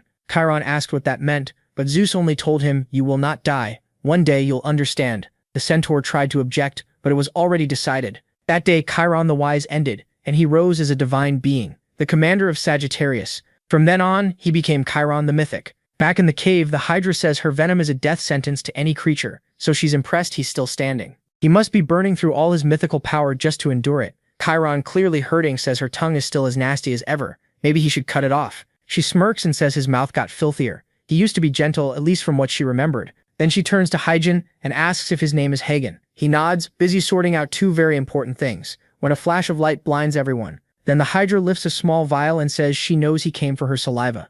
Chiron sent him to get it. Our boy asks if she knew the whole time. She laughs and says of course, he smelled like Chiron. Then she tells Chiron to come take it. But he hesitates and asks what she wants in return, knowing she'd never hand it over for free. The Hydra sighs and says everyone treats her like a villain, but she reminds him she never poisoned him. That was Hercules. Hyjin is totally thrown. This changes the whole myth. Even after hearing the truth, he's still stunned. The Hydra offers the vial and says she's waited a long time for him to come claim it. Chiron pauses, then takes it. He opens the vial and drinks it right away. What the hell? Antidote or not, his whole body starts burning. The poison looks like it's racing through his leg even faster. His vision blurs and he collapses. Seeing that, Hagen panics and asks what she did. Then he hears laughter. Chiron is on the floor crying with joy because his leg finally feels normal again. For 3,890 years, he had lived with that pain in the world of mythical creatures. He had forgotten what life without agony even felt like. The Hydra gently pats him and says she can only imagine how awful that must have been. Hagen and Lucio rush over, calling to him. Sometime later at Chiron's house, they sit around wondering why he's taking so long. Hagen starts complaining, but Lucio tells him to stop accusing an honest guy like Chiron. He deflates, thinking he probably doesn't even deserve payment since the Hydra gave them the saliva herself. Sitting there, he realizes he has no real case to argue. Then Chiron opens the door and apologizes for the wait. He says it took longer than expected to find what he needed. Our boy is about to complain, but Lucio covers his mouth and says they waited just fine. She asks if he was looking for his bow, and he says yes. The bow was first meant for Hercules, but Chiron believes it suits Hagen better. Being a total idiot, our boy grumbles that he'd rather have points and assumes Chiron is just bad at rewards. Thinking it's some random item, he takes it anyway. Right then, the door swings open. Both of them ask who's there, and a man walks in, apologizing for barging in like this. Lucio seems to know him, and yeah, that sword makes the entrance look way too cool. It's Ares, the god of war. Still clueless, Hagen mutters that all he knows is this guy is Olympus's biggest troublemaker. Lucio warns him to watch it. Ares is the prince of the gods, the son of Zeus and Hera. Ares says it's odd seeing a mortal traveling with a nymph. He asks if he's Hagen Lee, and the MC says yes. Ares suddenly rushes him, saying he finally found him, and Hagen can't even react, but Ares drops to the floor instead. He begs for help, leaving Hagen totally confused. At 27, Hagen Lee became the first human to make a god his meal. Later on a train, Lucio says this weird car is crazy fast. He tells her it's a train, not a car, and to lower her voice because people are around. The MC is worn out. He just finished one job and got dragged into another. Then a notice appears on his phone, minus 100,000 coins from Chiron, plus a 100,000 bonus. His exhaustion disappears on the spot, until the man behind them tells them to stop shouting. Lucio laughs at him, but he doesn't care. He just made $1.5 million. The real issue now is the urgent mission, save Ares' hunter in 5 hours. Back at the house, he asks what this job is even about. Ares says he backed a hunter, but when he checked the man's location, it showed he would die today. Hagen asks why Ares can't do it himself. Lucio says that would break the law of causality. Chiron explains that gods can't interfere with human life and death. No matter how much they hate it, even gods can't control fate. But Ares says this case is different. He can't let this hunter die. He bet everything on him. There's a kind of myth-level hunter. Gods can pour points into them and give them more power. As the hunter gets more famous, the god earns more too. But if that hunter dies before finishing the mission, the god loses every point invested.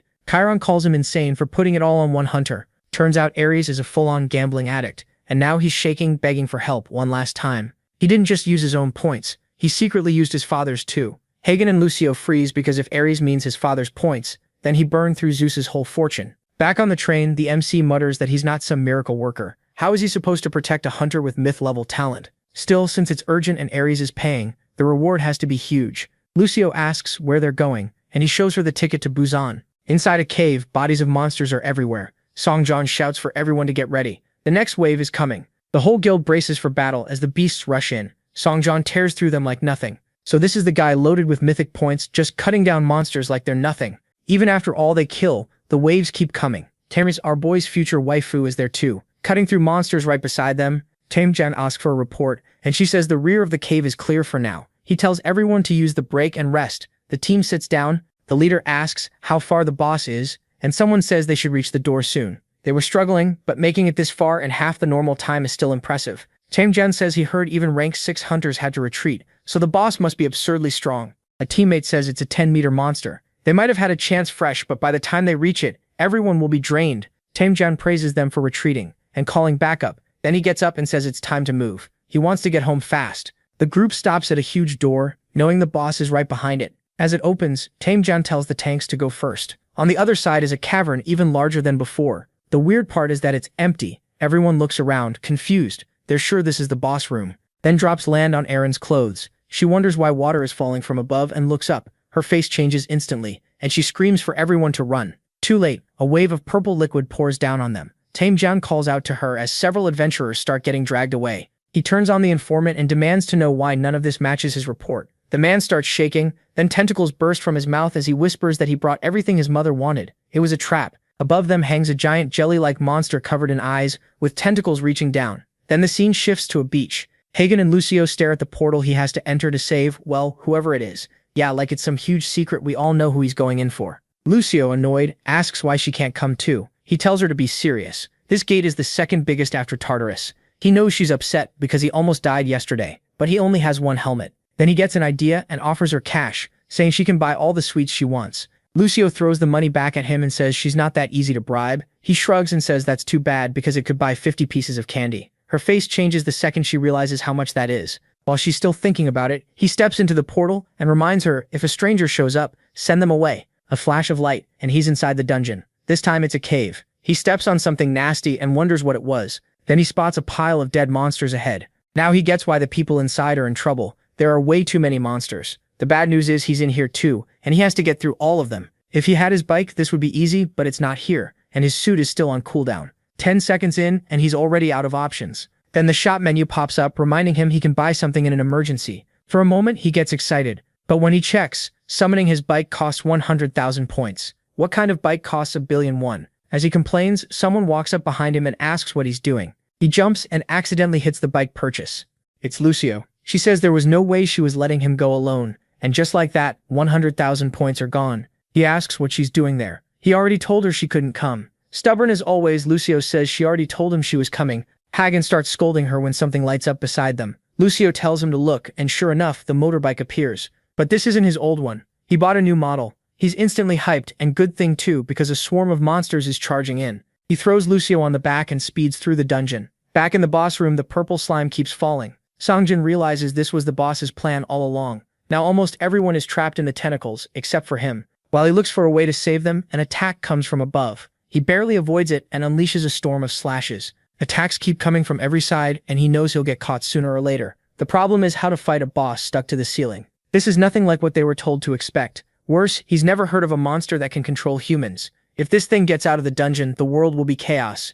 It has to die here. Inside one tentacle, Irina floats unconscious. Then her eyes snap open, and she shreds everything around her with a burst of slashes. Skongjo rushes over, relieved she got out. He asks how she is, and she says she's fine, but almost at her limit. They need to bring the boss down fast and free the others. She rushes in to draw its focus and make an opening. The boss fires more attacks, but she dodges them all and drives in with her daggers. The hit lands, creating the opening Skongjo was waiting for. He activates Ares' divine power, Mars punishment. Energy gathers, then erupts, swallowing the boss in a huge pillar of flame. A few seconds later, he's completely drained. This is one of the rare mythic class skills, so that boss should be dead. It's the move that lets him keep his title as guild leader, and no boss has survived it before. But of course this one lived. Otherwise the MC wouldn't be here to save this idiot, and that cursed eye wouldn't still be staring at him. The poor guy can't believe the monster is still alive, but Eren yells at him to quit standing there and run. Instead, he just apologizes and freezes. As the boss charges another attack, he says this is the end, going full drama mode about not being strong enough to save his friends.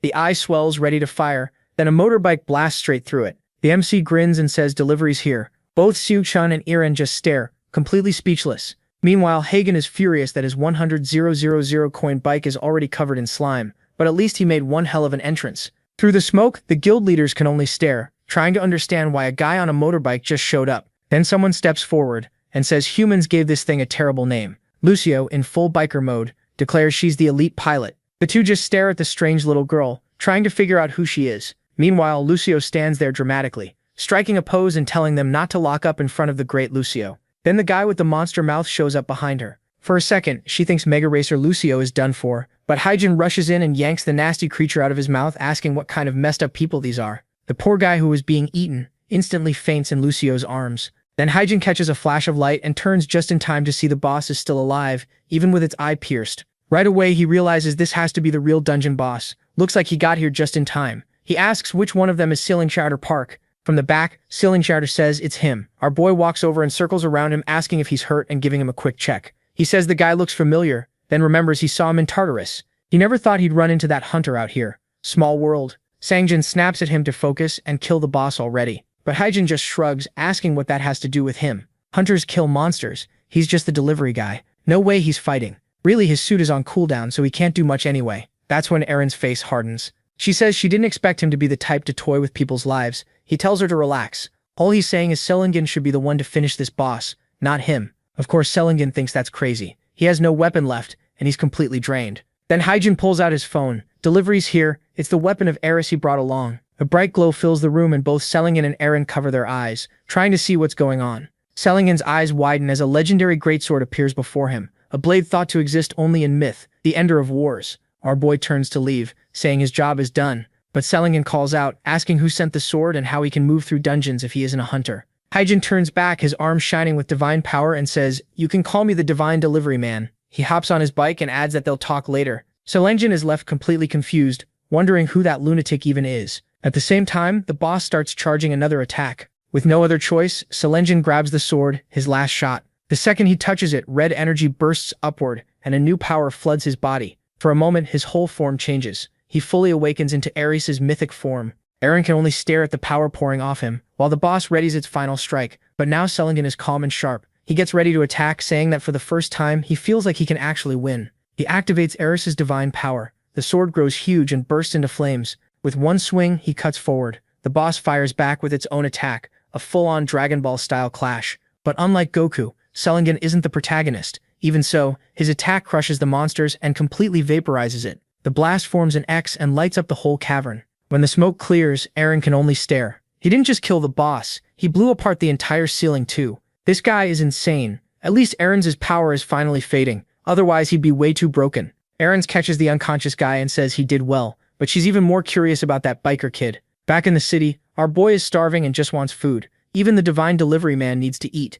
Meanwhile, the news is already reporting that the gate in Heimbei City has been cleared, and according to them, it's all thanks to the country's strongest hunter Sangjin Park, or so they say. Lying in a hospital bed, Selingen mutters that that's all anyone talks about, but he knows that without the delivery man he never would have had a chance. He glances to the side, deep in thought. That guy is no ordinary person, especially if he's handing out artifacts from the gods. Just then someone comes rushing down the hallway. Doyor bursts in yelling for the guildmaster and asking if he's okay. But the second he sees the boss, he mutters that the bastard doesn't even look that hurt. Then he gets excited, saying he heard the kid completely wreck the boss. No wonder he's the third strongest. He also asks what that red sword was and where the old one went. Sangjin simply says it broke. Doyon is stunned. That sword cost 100 billion, so how did it break? But the guy tells him not to worry, because the new one is way better. An item delivered by the divine delivery man. Doyon nearly loses it and starts drooling. No telling what he's thinking, but Sangjin says it's good he came, because he needs a favor. Now that he knows who that guy is, he wants Doyon to find his address.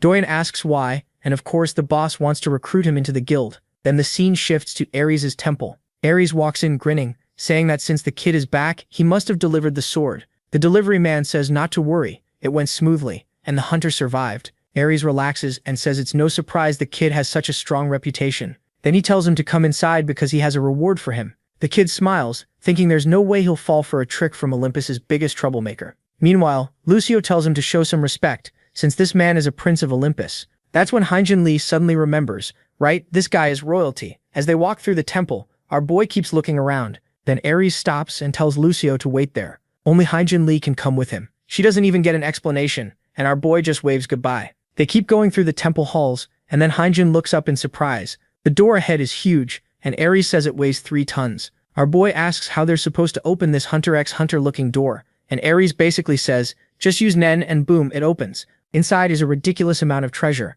Everything there belongs to the heir of Olympus and the god of war himself, Ares. Naturally, our guy immediately asks how much all of it is worth and if he can choose anything. You'd expect Ares to be cheap, but he actually says he can pick whatever he wants. Then he crouches down, says he knows something good, and pulls out a golden box. Hyunjin Lee asks what it is, and Ares says he doesn't know either. So our boy asks why he'd give him that. Ares says that even for him, it's a rare treasure, so it's worth keeping. He doesn't know exactly what it is, but he's sure it's not useless. After all, it came from a god of Olympus, who called it one of his most precious treasures. He's curious about it too, so he's convinced it should be a great reward. But judging by Hyunjin Lee's face, it doesn't look promising. He calls it trash, and Ares tells him to show it. So our boy pulls out a tiny wooden stick. Yeah, maybe one of those joke items that turns broken later. Out of nowhere, the scene cuts to a huge ocean, where a big ship is sailing, and a man shouts that they have a problem. They've run into a group of sirens, and yeah, that's a serious problem. Poor Jason is about to get caught by their song. Then it cuts back to our boy smacking Ares with the stick.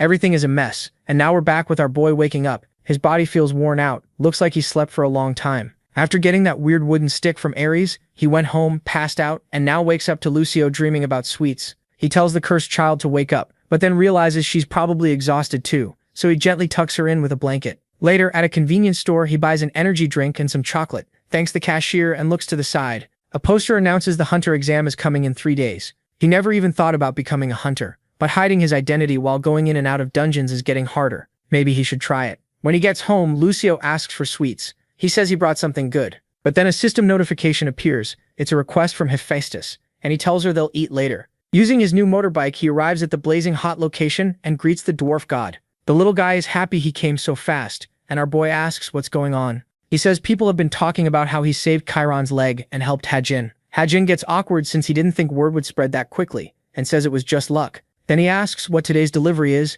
and the dwarf looks behind him. A man walks up, and Hephaestus says the timing is perfect. Lucio looks shocked when she sees his face, while Hajin, as usual, has no clue who he is. The protagonist says this guy is lightning fast with sea deliveries. His name is Jason, and he works for Argo Deliveries. And just like Hajin, I had no idea who that was. I checked, and yeah, he's a myth sailor from the Argonauts. I still don't totally get it, but apparently he exists in mythology, you know what I mean. He introduces himself and says our boy can call him the Great Adventurer. Basically, Jason leads a group called the Argonauts, made up of famous travelers and heroes. He thanks our boy for healing his adoptive father's leg. Then he asks if they can get to business, and Hajin says sure. That's when Jason explains his company has run into trouble. A bunch of sirens showed up along their route, and now they can't get through. Before, whenever sirens showed up, Orpheus handled them, but he's away on a long trip right now, so they can't do much. That's why Jason came after hearing rumors about the great delivery man Hagen Lee. Hagen asks if he really wants him to deal with sirens. Jason says yes. That's exactly it. Our boy is baffled.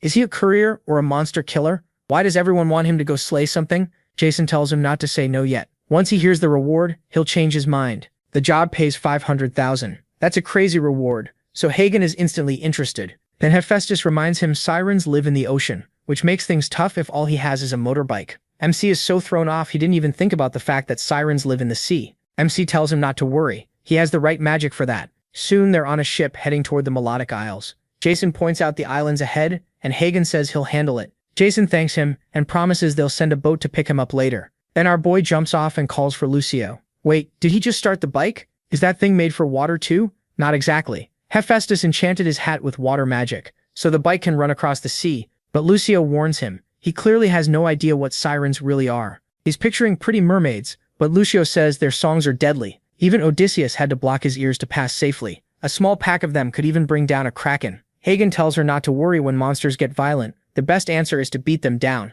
The sirens notice a human and a nymph coming and whisper among themselves. They dive beneath the water ready to deal with him. Meanwhile, our boy keeps riding ahead. Then Lucio warns him something's coming, and a huge monster bursts up with its jaws wide open. Before it can attack, Hagen smacks it right in the face with the wooden stick. He remembers Ares saying a gift from Zeus had to be powerful, so he asks the siren how it feels to get hit by a +99 enchanted wooden stick. The siren just stares at him, not bothered at all. She says it felt like being tapped with a foam pool noodle. That's when Hagen realizes Ares totally scammed him. The stick is worthless. Later, the sirens search the area, trying to find where the two vanished. Hiding behind a rock with Lucio's helmet active, he asks what she sees. She says the monsters went the other way, so they're safe for now. But right in front of them is the siren's nest. He remembers Jason saying the easiest way isn't fighting them all. It's killing the queen. Once she dies, the others lose their power. Lucio says that's insane, especially with Ares' useless stick. Hagen grips it and says he really wants to beat Ares up, but he still has one more option: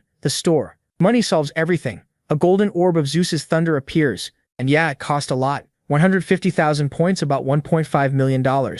Inside the siren's lair, the queen is enjoying herself. One siren complains they haven't eaten in 10 days and asks to hunt, but the queen refuses. Orpheus, the one who usually ruins their hunts, isn't here. A chance like this won't come again. They'll wait calmly until a big human ship passes, then attack. She tells them to be patient, because their perfect meal is coming soon. And our boy hears all of it. He's stunned that she's casually planning to wipe out a whole ship of people. Lucio quickly points out the target is obviously Jason's crew. Then Hagen suddenly asks if she remembers the black ramen they had. She says of course it was amazing. He tells her that if she helps with his plan, he'll buy her the deluxe version. She immediately perks up and says she's ready. He leans in and whispers the plan to her. She asks if he's sure, warning it's risky. But he takes off the helmet, puts it on her, and says he's counting on her. He trusts her, and she flies off, promising not to fail him. He knows the hat only works within a limited range, so now the sirens can see him. He yells at them, calling them dumb fish. The dangerous beauties turn around, shocked he got inside. They demand to know how he entered the temple. He turns around, smacks his own butt, and tells them to come kill him. The queen is not amused. She orders them to capture him.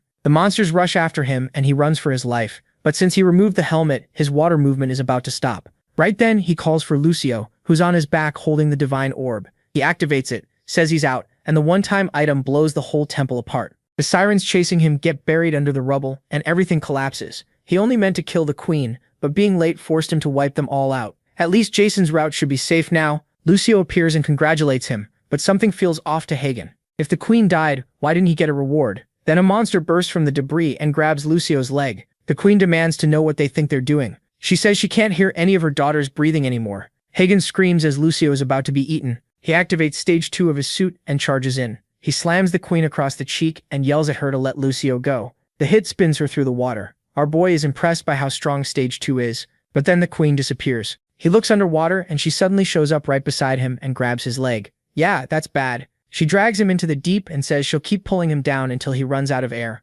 Hagen starts thinking this might really be the end. He just bought his first apartment and still has so many points left to spend. He refuses to die like this. It's time to crush this boss. His great club kicks into overload at 100% power. He smashes it into her head so hard she's left shaking, then follows with a brutal combo straight to her face. The beating lights up the ocean, and Lucio is shocked to see him still standing. With the giant club in hand, he declares justice served. The sirens are done. Later at a Chinese restaurant, Lucio is eating happily. She says the fancy food is delicious. He smiles, glad she likes it. From now on, if she wants something, she just has to ask. He'll pay for it. He knows things could have gone badly, but thanks to Lucio, they survived and beat the sirens. Of course, he still makes sure to mention he landed plenty of hits on the queen. Then he tells her to enjoy herself. She earned it. After all, he now has 633,000 points, which is about $6 million.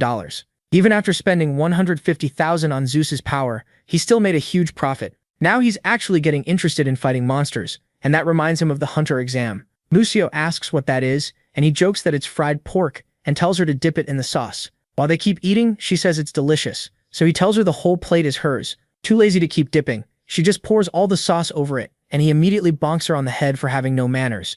Later, they get back home completely worn out. She ate a ton, and he tells her she went way too far. He's been working nonstop and starts thinking about taking a break, but then the doorbell rings and someone asks if he's home. He drags himself over and says he's coming. At the door, someone in a mask, glasses, and beanie asks if he's Ha-Jun Lee. Our boy instantly thinks it's some creep and slams the door, saying he's not buying anything. The stranger keeps insisting, and Hagen gets annoyed. What kind of door-to-door salesman knows your full name? Lucio asks who it is, and he says some pushy salesman. Outside, the guy keeps pounding on the door, saying he knows exactly who Ha-Jun Lee is, the divine courier. Now MC is in trouble. He opens the door and sees Seonjin holding a huge sword. Our boy asks why he's here, and Seonjin says it's simple. He wants to recruit him into the Yangwen Guild. Later at a cafe, Seonjin says before they talk business, there's something he wants to give him for helping last time. Hagen takes it and instantly gets 500,000. Easy money. Smugly he says there was no need to give him that much. Seonjin tells him not to worry and says they should get down to business. If he joins the guild, he'll get a 200,000 signing bonus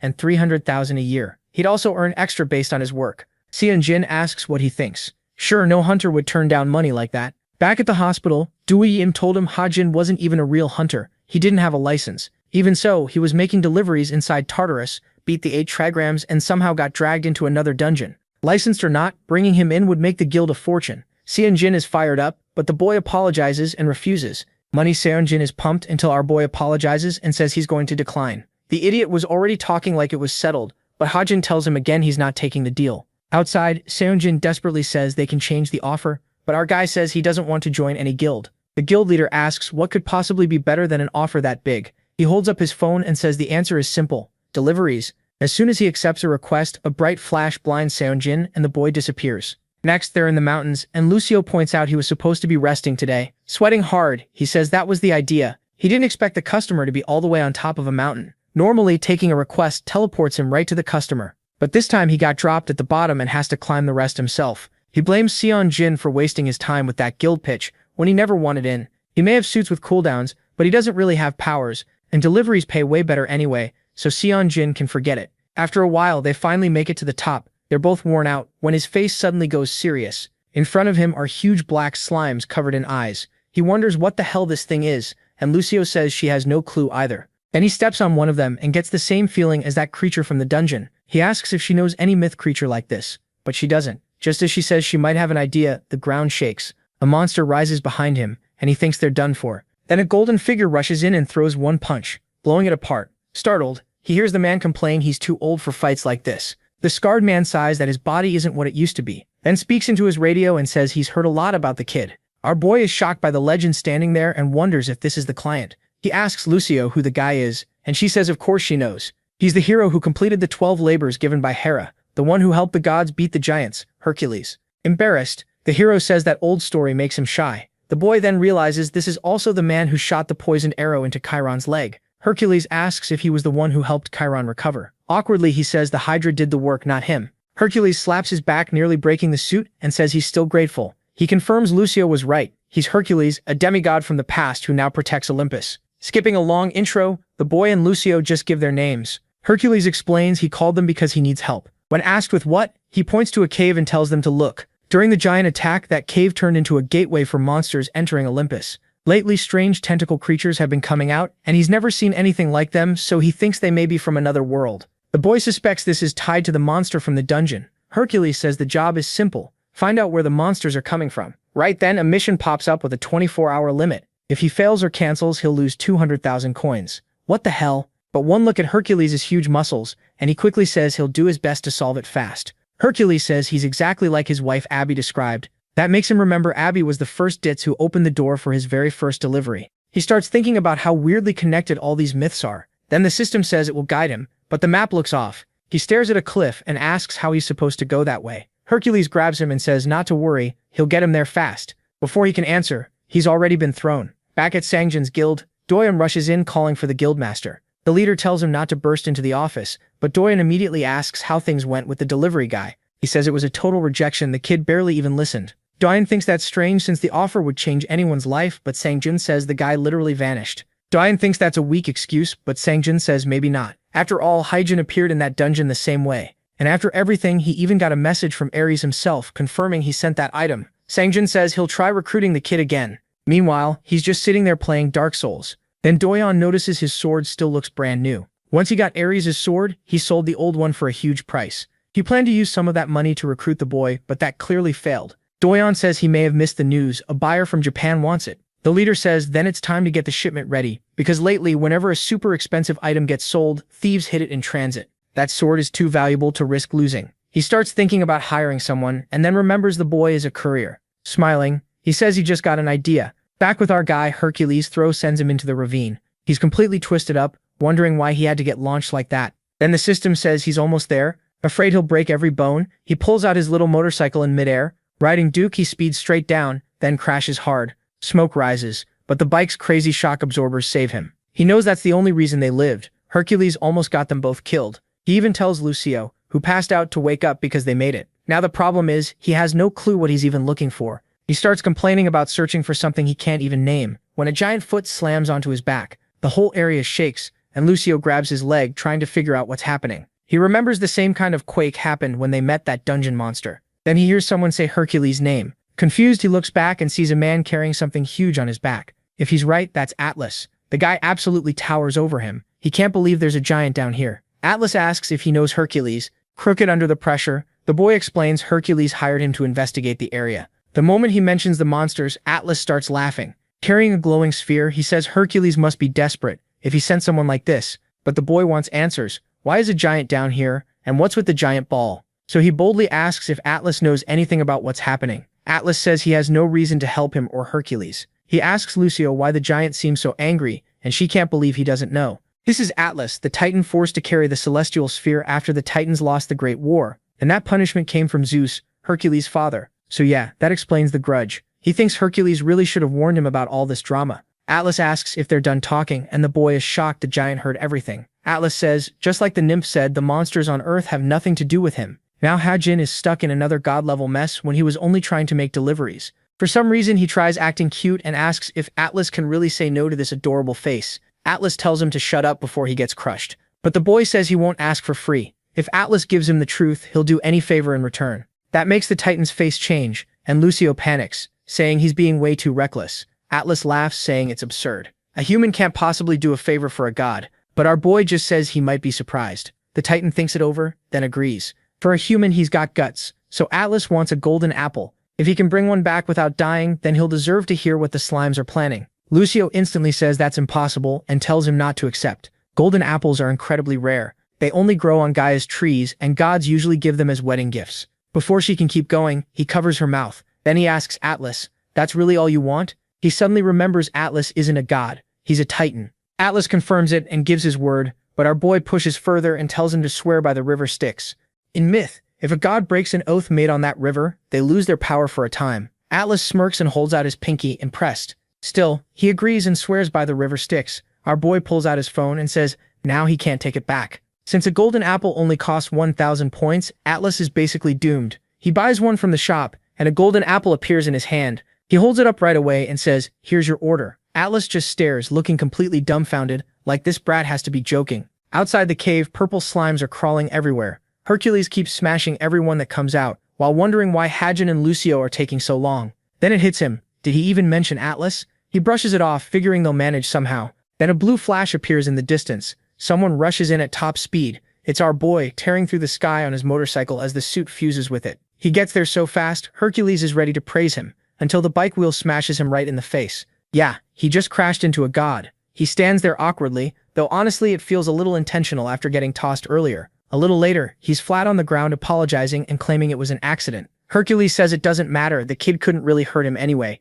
But our boy points out his face says otherwise. Even with his face and finger bent up, Hercules insists he's totally fine. With his arms crossed, Hercules says, Hajin came back too fast to learn anything. That trip had to be pointless. Thinking back, he's sure Atlas is still furious about the time he stole a bunch of golden apples, which is honestly pretty low when the guy can't even set that giant sphere down. So Hercules says since Hajin at least tried, he won't punish him, until our boy casually says Atlas told him everything. Hercules doesn't buy it at first, but then the kid reaches behind him and pulls out a golden apple, saying that's what got Atlas talking. Then we jump back to the cave right when Hajin showed the apple. Atlas was stunned and demanded to know how a human got one. Our boy honestly says you can buy it with one click in the shop. Atlas tells him to hand it over, but he flat out refuses. He says he doesn't want to get scammed, so Atlas has to talk first. The Titan argues that wasn't the deal, but our boy raises the apple like he's about to bite it. Back in the present, Hajin says that's how he got Atlas to spill everything. Hercules realizes this kid really isn't normal. No wonder he could fix his mentor's leg. The problem is that shameless attitude reminds him way too much of his younger self. In the end, he just tells him to give the information already. Our boy says Atlas spoke in riddles, so he didn't fully get it either. Then he repeats it. The earth will split into 7 parts, and blue flames will appear here and there. Hercules starts sweating at once. This is worse than he feared. Just as he thought, these creatures came from another world and the one place he didn't want. Now he remembers. Hajin is one of the few people who can move between the human world and the myth world, and somehow fate put an ordinary nymph right beside him too. To him, the three goddesses of fate are cruel and beautiful. He can't understand why they'd place such a heavy load on a young human boy.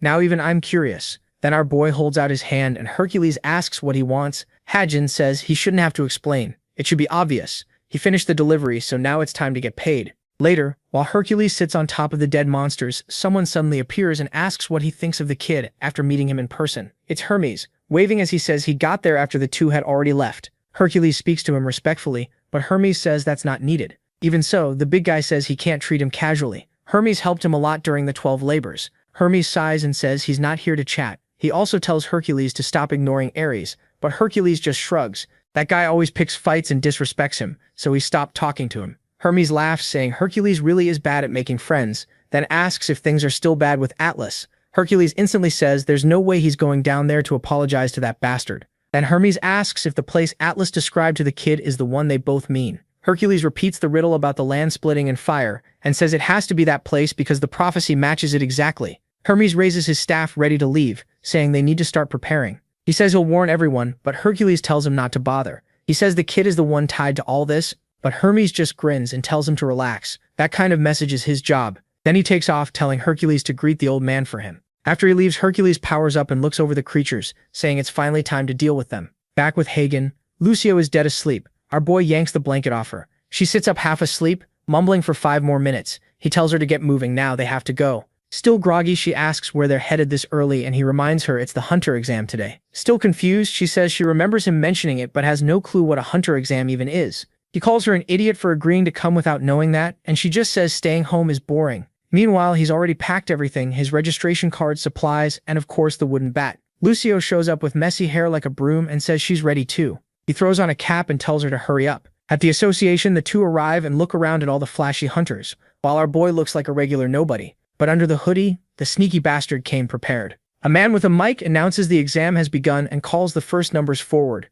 The first candidate faces 3 goblins with a huge axe in hand. The goblins rush him and he cuts one clean in half. Our boy thinks 3 goblins is way too easy. Any normal person could beat that. So he figures the test isn't about whether you can kill, but how you do it. Then they call number 38, him. So yeah, the hunter exam is basically an octagon fight. Standing inside, our boy plans to pass quietly without drawing attention. But the moment his suit activates, a red-haired recruiter in the crowd notices him. It's that woman from the enemy guild, the dangerous one. Then the chapter jumps away from him for a moment. Another guy destroys the goblins with his bare hands and everyone starts hyping him up. But a chubby guy eating chips says strength alone isn't enough. He still lacks what a hunter really needs. The blonde beside him agrees, saying maybe the real standout still hasn't appeared. The redhead tells both old guys to shut up, then says these fighters aren't even good enough for a second-rate guild. It's Johan, the same woman who caused chaos with the Black Dragon Guild. Pretty wild. She slaughtered hunters and wrecked everything. And now she's calmly judging rookies. She's wondering how it all ended up like this.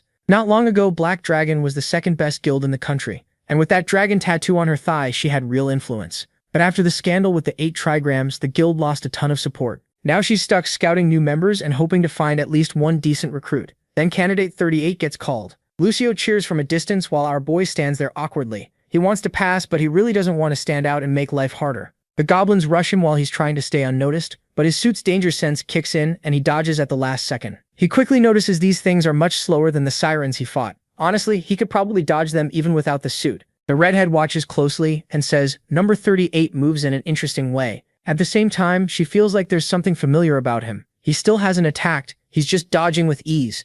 After a while, he decides to throw one punch, just enough to kill them without making a scene. But the second his fist lands, the goblin turns to dust right in front of him. She instantly knows who he is, the one she came to find. A little later, someone congratulates him and hands over his badge. Turns out, he got the 3rd highest score ever. They say he's bound to become a top hunter and congratulate him again. Haijin thinks becoming a hunter felt way too easy for such a big deal. Lucio runs up, praising him for the fight, then says it's time to eat. He grabs her and says they're getting pork. Then someone steps in. She politely introduces herself and says it's nice to meet him. With red hair and red eyes, she names herself Juhan from the Black Dragon Guild. He recognizes her right away and knows she's bad news. She says his fight impressed her and starts asking if he'd join Black Dragon. Before she can finish, he walks right past her and says he's not interested. Stunned, she tells him to wait, but he only thanks her and says he doesn't plan to join any guild. She refuses to let him go. Someone like him could help put her guild back on top, so she quickly offers 5 billion won, about $5 million plus a bonus. Heijin stops for a second,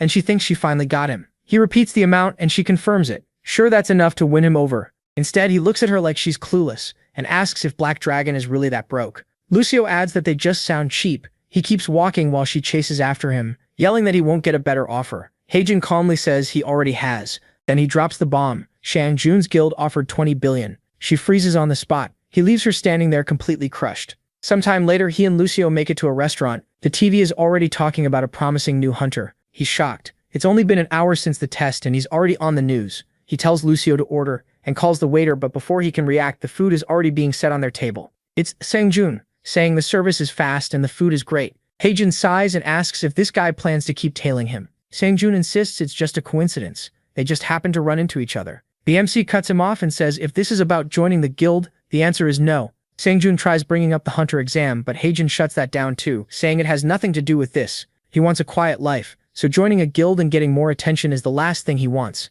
Then Sang Jun says he's got it wrong. This isn't a recruitment pitch. He wants to hire him as the divine courier. He explains there's an item that must be delivered to Japan in 2 days. The trouble is, dangerous women have been stealing shipments. He admits delivery work is his specialty, even if he doesn't like bragging. Still, he gives him a look and says, the pay better be worth it. Sang Jun tells him not to worry. The offer will satisfy him. When Heijin sees the 2, he assumes it means 200 million. Sang Jun corrects him. It's 2 billion. Instantly, Heijin slams his face on the table and promises the delivery will be flawless. While Lucio keeps eating, Sang Jun says he fully trusts Heijin's delivery skills. Then the story cuts to an apartment, where a girl on the floor says to just give the order. Herms. Yeah, this already feels shady. In the next scene, they're aboard a huge cargo ship. Lucio is blown away, and our boy explains the whole thing belongs to the Young One Guild. He never expected to be somewhere like this. It feels more like guarding cargo than making a delivery. Then 2 guards stop him and ask for ID. He casually shows his black card and says he's there for the Young One Guild. The guard sees the VIP card and immediately lets him through.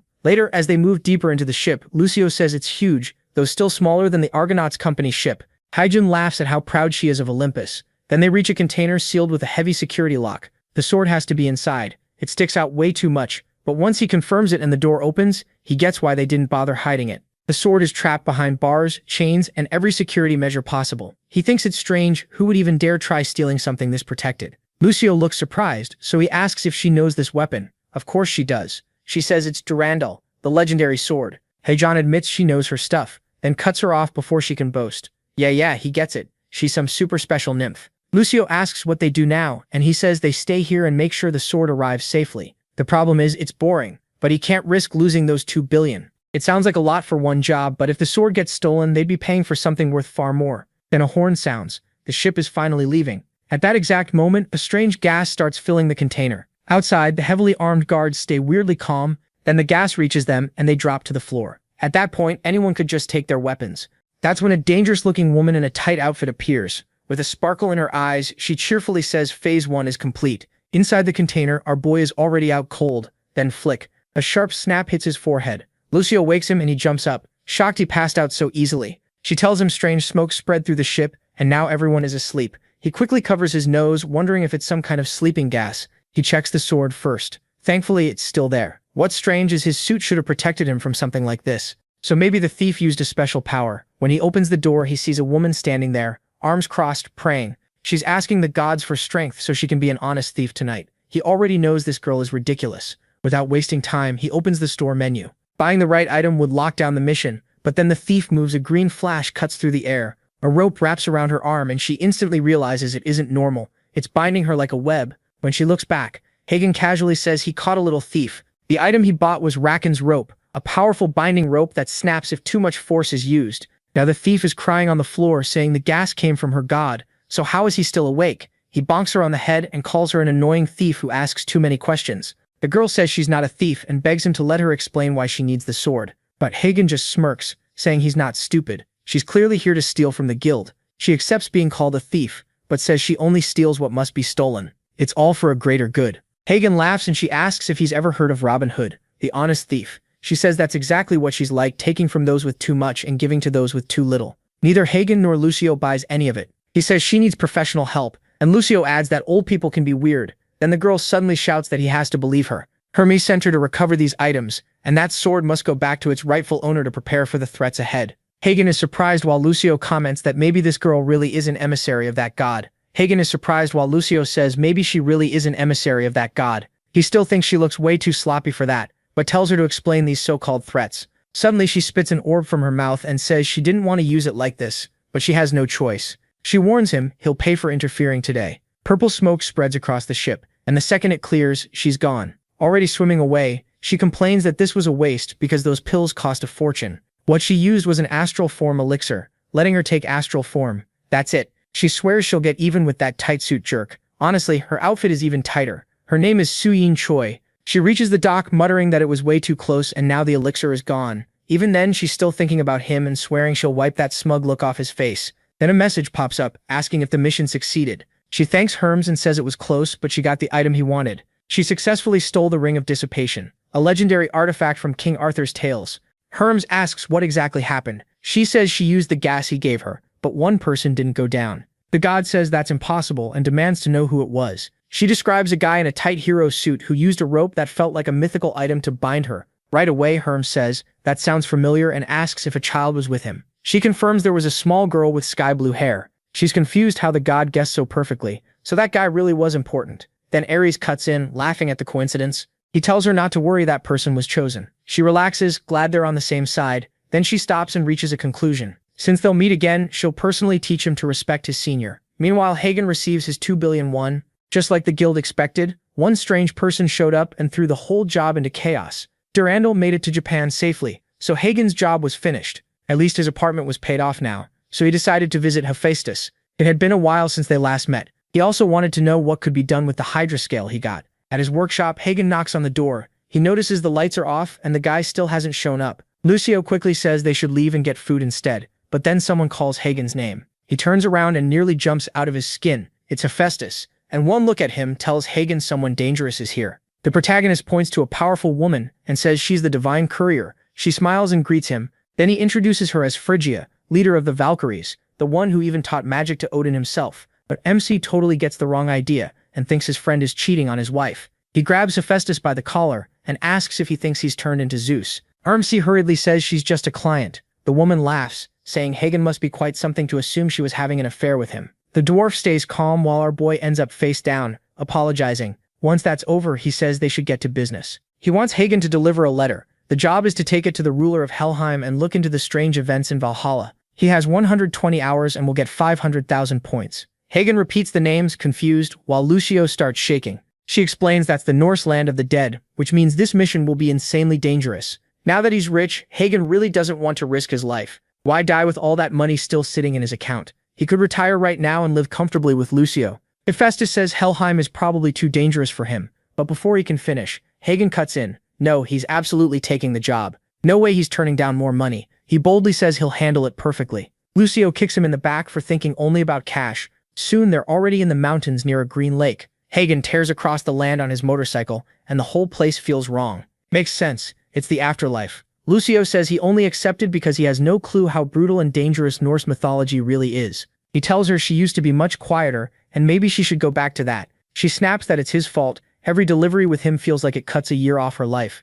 In Norse myth, Valhalla is where warriors who die in battle go. Helheim is for ordinary people and the dishonorable. So yeah, no wonder everyone wants to fight. Either you get paradise or a nightmare. He remembers Freya said she'd been getting news from Helheim, so things should be fine. He tells Lucio to relax. Honestly, that only makes him more suspicious. With 10 minutes left before arrival, he keeps riding across a narrow bridge. Halfway through, something suddenly feels off. His chest tightens. The air changes completely, freezing him to the core. Lucio says she can't move, and he realizes he can't either. Then a voice speaks nearby. Amazing, a living soul crossing the bridge of Helheim. Yep, another woman. The giant stares down at them and says something about them is strange. The girl doesn't smell like death, but the boy already died once. He freezes and asks her to say that again. And just like that, we get a tragic flashback. He's riding his bike through the rain, knowing deliveries in weather like this are asking for trouble. But his landlord keeps texting, warning he'll get kicked out if he doesn't pay rent, so he has no choice but to keep working. Then a car cuts him off. He swerves onto the sidewalk and barely avoids crashing. He's about to yell at the driver when he notices all his deliveries scattered across the road. Now he's even more screwed, because he'll have to pay for the damages too. While he's looking at his phone, a horn suddenly blares. In the heavy rain, a truck driver doesn't see him. And just like that, Hagen Lee dies at 27. For some reason, his funeral even used a drooling photo of him. Back in the present, he mutters that this woman is trying to kill him with shock. She says he smells like rotting flesh, so claiming he never died is ridiculous. Lucio suggests the smell might have stuck to him when he went to Tartarus, like how nymphs near water smell fresh, sea nymphs smell fishy, and waterfall nymphs smell like moss. Tartarus and Helheim come from different myths, but both are lands of the dead. He sniffs himself and smells nothing, but then remembers the Hydra once said she could smell spirits on him. The woman nods and says that fits. She's heard of a mortal who met Hades in the depths of Tartarus. If that's true, then he should know who she is. The one guarding this passage. He has no idea, and he's still stuck on whether that flashback was real. Lucio, though, knows exactly who this is. There's only one bridgekeeper known as the Warrior of Wrath. She says this woman must be Mongud. Mongud praises her for knowing that, then asks why they want to cross. Lucio bluntly says Freya sent them to deliver a letter to Hel. The second Mongud hears Freya's name. She understands. If it's for Freya, they may pass. Hagen moves fast before she can change her mind. Watching them leave, Mongud thinks it's strange that woman sent a mortal and a nymph. These two are heading into a brutal journey. He speeds up, finally nearing Helheim, but then the cold becomes unbearable, the kind of cold that freezes everything. Lucio sneezes and sprays him. He glares at her, already annoyed that Freya never warned them to bring warm clothes. Lucio suddenly remembers Helheim is freezing because the dead don't feel cold. He asks why she didn't say that sooner. She shrugs and says she can't remember everything. Does he remember all of school? Then she tells him to stop whining and buy something from the special shop. Grumbling, he opens the store. There's a baby wolf fur coat, but it costs 200,000 points. It gives amazing warmth, but he still thinks it's insane when his motorcycle only cost 100,000. Still, he has no choice. He buys it, dropping 200,000 points. At least he still has 600,000 left. After putting it on, he tells himself he'll get at least 500,000 back once the mission is done. Then he notices Lucio is wrapped up in a coat too, smiling. He didn't expect it to cover her too, then figures it must work like an area effect that protects nearby people. The next second, he speeds up again, determined to finish this fast, now that the cold doesn't bother him. But after a while, they're still trapped in the snowstorm, and it's getting worse. The coat keeps him warm, but the bike is slowing down. Worse, the map stops working too, so they stop behind a big rock. Lucio says if they kept going, they'd probably get buried. He tells her to quit being dramatic. He only stopped to check if his signal came back. This guy is seriously obsessed with deliveries. He still has 41 hours left, but after checking the map, he realizes they'll barely make it if nothing delays them. Lucio suddenly asks if he's not dumb enough to fall asleep out here, right? But she's actually pointing at something strange coming their way. He steps out from behind the rock to look and feels heavy footsteps shaking the ground. He expects some kind of monster. Instead, it's a muscular guy in a Speedo sprinting at them. The man yells for them to run if they want to live. A pack of wolves is chasing him. Now Hagen is furious. This idiot led the wolves straight to them. The chase starts with the Speedo guy running for his life while MC floors the bike. He tries to ask the man something, but the guy cuts him off, saying he can't talk while fighting for breath. What shocks Hagen more is that this man is keeping up with the turbo bike. Both he and Lucio yell, asking why he brought the wolves here. The man says he just wanted to say hi, since all he's seen in this place is snow and wolves. That answer is not helping. Lucio tells him to turn around and get eaten by himself. Then Hagen spots a cabin in the blizzard, the perfect chance to recover. So he charges through the gate on his bike and rushes inside. The weird guy shouts for them to wait, but seeing the wolves right behind him, Hagen hesitates. If he lets him in, they could all get torn apart. So he slams the door in the guy's face. Cold as ever, he just thinks he gave the guy a chance to earn some survival points. But the man yells back that he won't die that easily. Then this lunatic leaps over the wall in a single 30-meter jump.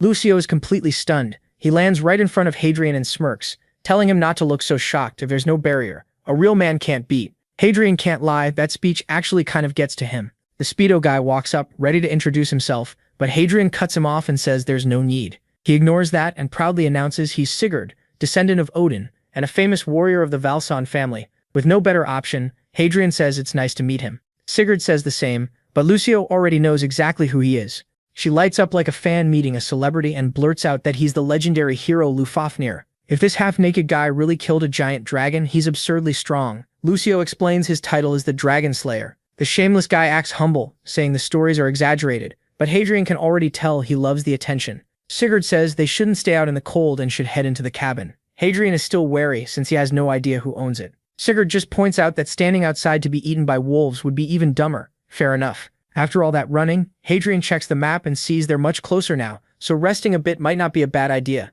Inside the cabin, they settle in by the fire. Sigurd asks who they are and what brought them here. Hadrian says he's delivering something to someone very far away. Sigurd looks puzzled, saying it's his first time seeing a courier in Helheim. Then Hadrian asks why he didn't just kill the wolves if he's really the Dragon Slayer. Lucio agrees it would have been easier to just wipe them out, but Sigurd reminds them of one key thing. They're in Helheim. Inside, Hadrian thinks the castle looks pretty normal for the underworld. Then Sigurd suddenly stops as a maid named Ganglut appears. Before they can speak, she already knows why they're here, with companions, carrying a letter from Freya, and planning to ask for an escort to Hel. Ganglut cuts him off and says that's already been arranged. They follow her through the halls, and Hadrian asks Lucio if she's a goddess or some myth hero. Lucio says neither. She's just served Hel for a very long time. Lucio praises Ganglut for serving the same goddess for so long, and even asks for advice. The maid says nothing, which starts to annoy Lucio. What she doesn't know is Ganglut is internally panicking over how cute she is. They reach a huge door, and Ganglut says Hel is inside. Sigurd steps back, saying this is where he leaves, then reminds Hagen to hand over the letter. When the door opens, our boy gets nervous. The pressure in the room feels totally different from any god he's met. This one rules the underworld. As they enter, Ganglut introduces them. Hel giggles and immediately comments on his strange aura, neither living nor dead. She says he must be the one causing trouble in Helheim. Hagen quickly says he's only here to deliver a letter and leave. Then the letter is suddenly snatched from his hand, ending up in Ololi's tiny hands. He was expecting the ruler of the underworld to look terrifying, not like this. She instantly asks if what's written inside is true, but Hagen says he has no clue, he was only hired to deliver it. When he asks why she's so curious, Lucio quickly warns him not to talk to a goddess like that. Helheim leans on her throne and says he's brave since most people are scared of her. So she decides to answer. Valhalla is under attack and the invaders are pretending to be from Helheim. But she never gave that order, which means someone else is behind it. She says only one race across all realms and myths could fight against destiny itself. Then she repeats the riddle about the land splitting into 7 parts and blue flames rising. She knows exactly who's behind it, while Hagen is kind of let down that Helheim's ruler is just a little girl. Now it makes sense why Ganglut is so devoted to staying by her side. A little later, Hel leans back on her throne and asks if they've left. Ganglut says yes, and that she opened a portal to send them straight to Olympus. Hel mutters that Freya's sense of humor is something else, sending a human into the land of the dead. But Ganglut corrects her. That man isn't ordinary. He's the divine courier, known among mythological beings for taking points as payment. Hel thinks for a moment and says she gets it now. At least thanks to him, she confirmed those creatures really exist. Then she tells Ganglut to get ready for departure, which confuses her. Hel declares that this time she'll go herself. Back with Hephaestus, he asks Hadrian if that's really what she said, wondering if he heard wrong. But Hadrian insists he heard correctly, and Lucio backs him up. She was standing right there. Freya brings up the prophecy again, the one about the 7 sections of land, and says she never expected it to become real. Hadrian wants to know why everyone is taking it so seriously. He remembers Hercules reacting the same way the moment he mentioned it. Freya says goodbye to Hephaestus, and tells him she'll come back for the item later, since this is more urgent. She wishes she never heard about it, but now that she has to spread the word. She can't understand how things got this bad without anyone noticing. Maybe someone has been hiding the truth and pulling strings from the shadows, just like Ragnarok. Then Hagen grabs her shoulder. With a blank look, he asks if she's forgetting something. The protagonist panics and calls him insane for stopping a goddess, but Hagen refuses to let her leave without paying him. This time Freya isn't smiling. She glares at him and calls him insolent for touching her without permission. The air turns heavy and Hagen starts shaking, not from the cold, from pure pressure. Even so, he still won't leave empty-handed. He starts dancing and chanting, money or revolt. Yeah, this guy is seriously missing a few screws. Standing beside him, Lucio says studies show this pose raises your chances of getting paid by 99%. Freya stares for a second, then sighs. She really had forgotten. So our boy gets 500,000 points plus another 250,000 as a bonus, and quickly thanks her. That officially puts him at 1 million points. He's basically a millionaire now. Right after that, Lucio double drop kicks him in the back, calling him a money-crazy maniac. Freya just laughs and says those two are a complete mess. She apologizes for getting heated earlier, while Hephaestus only sighs and tells Hagen he can't tell if he's stupid or just clueless. Hagen asks what he did. The dwarf brushes it off and says a real man needs courage anyway. Then Hagen asks about the prophecy of the 7 lands. Since everyone reacts like it's terrifying, even Hercules did. MC is shocked. Hagen has already talked to Hercules. After hearing the full story, the dwarf yells that he should have said this much sooner. Hagen shrugs and says nobody asked. Besides, he doesn't even know how to reach the place everyone keeps talking about. Hephaestus thinks it over and says that explains why the gods' council is being called. That gathering is known as the Council of the Olympians. The last one was 389 years ago, so now he understands why he's been summoned again. Hagen pushes for more, but the dwarf cuts him off and tells him to forget what he's heard. Just knowing this much is already dangerous, so he shouldn't ask anything else. Still curious, Hagen says he doesn't get why everyone is hiding so much. Hephaestus simply says this is something only gods can deal with. If fate allows it, he'll learn more someday, but if he wants to stay alive, he needs to stop digging. He thinks it would have been better if Hagen knew nothing. Sometime later, Back in the city, Lucio tells Hagen to open the door already, so she can sit down and rest. He types in the passcode, and they finally come home, happier than ever. The apartment they've been paying for is finally theirs. Looking around, Hagen thinks it finally feels like his place now that the old owner's furniture is gone. Lucio immediately claims a room, but Hagen takes the biggest one for himself. She refuses to accept that, and demands they settle it fairly with rock, paper, scissors. Instead, Hagen grabs her arm, says no chance, and heads for the door to buy furniture. Right then, someone knocks. He pauses, confused. They just got here, so who already knows his address? He grabs the knob, tells them to wait, and opens the door to find Erin. She's there holding a large cake. Hagen asks what she's doing here, and Lucio instantly recognizes her from the dungeons. Then he remembers she was supposed to move in next door, so it finally clicks. Erin lifts the big cake and says it's for the Divine Courier. Hagen takes it and asks what it is. She says it's a rice cake and explains she wanted to throw him a welcome party, but our boy turns her down right away, saying he just got home and now isn't a good time. The poor girl looks crushed. Meanwhile, a starving Lucio asks if they're supposed to eat that whole cake. Before Hagen can answer, Lucio snatches the cake and runs, stuffing her face. She says it's his fault since she barely ate all day. But the moment she tastes it, she starts throwing up. Hagen asks what happened. Lucio says it tastes like chocolate, dirty water, and toothpaste all at once. Hagen tells her that's what happens when she steals food meant for someone else. Erin just takes a bite and calmly says she's always liked mint chocolate. She's completely relaxed in his apartment while MC is still wondering why she really came. He finally asks, and she explains the guild is looking into something. Seligman sent her to speak with him, so he realizes they're trying to hire him as an investigator. He asks what they're offering, but Erin says the details have to come from the guild leader. Not wanting to meet Seligman again, Hagen asks her to at least tell him the pay range. She raises 2 fingers and he guesses, 2 billion? Then she lifts 2 more. 4 billion. His whole face changes. All right, where's the leader? Let's talk. A little later, they're in a parking garage. Sitting in Erin's car, he thanks her for the ride, but Lucio starts complaining. They were supposed to go buy furniture today, not take another job. Hagen says he's only hearing the offer. He promises they'll shop right after, but she keeps whining. According to Lucio, the plan was furniture first, then good food. That is, until Erin hands her a ticket. She says Lucio can use it at the guild cafeteria, where they serve all kinds of good food. Lucio brightens up instantly. Hagen glances back and sees how huge the guild building is. No wonder they're the strongest in the country. A bit later, Sanjin greets him with a big smile. He even apologizes for not bringing a gift, but Hagen cuts him off and tells him to get to the point. He doesn't want to waste time, especially with his partner already eager to leave. Sanjin says that's fine and asks him to sit. As usual, Hagen is already irritated by how friendly this guy acts. Then Sanjin gets to the problem. The paper says it's about reevaluating dungeon difficulty. Sanjin says Hagen has seen this before. Dungeons suddenly spawning strange monsters and becoming far more dangerous. Because of that, hunters have started avoiding them, and that's a serious issue. If nobody clears a dungeon, monsters spill out. That's a dungeon break. Hagen says he knows how bad that is. Still, there's no way this guy expects him to fix something this huge. Then he turns the page and immediately calls them crazy. They want him to gather intel on the Red Drake, the strongest level 7 monster in the country. Even all the top hunters together couldn't beat it. Hagen snaps, if the guild is the strongest, why send a delivery guy? Sanjin says the guild will help. They'll handle the easier parts of the dungeon, but they also need info on the Lizardman King,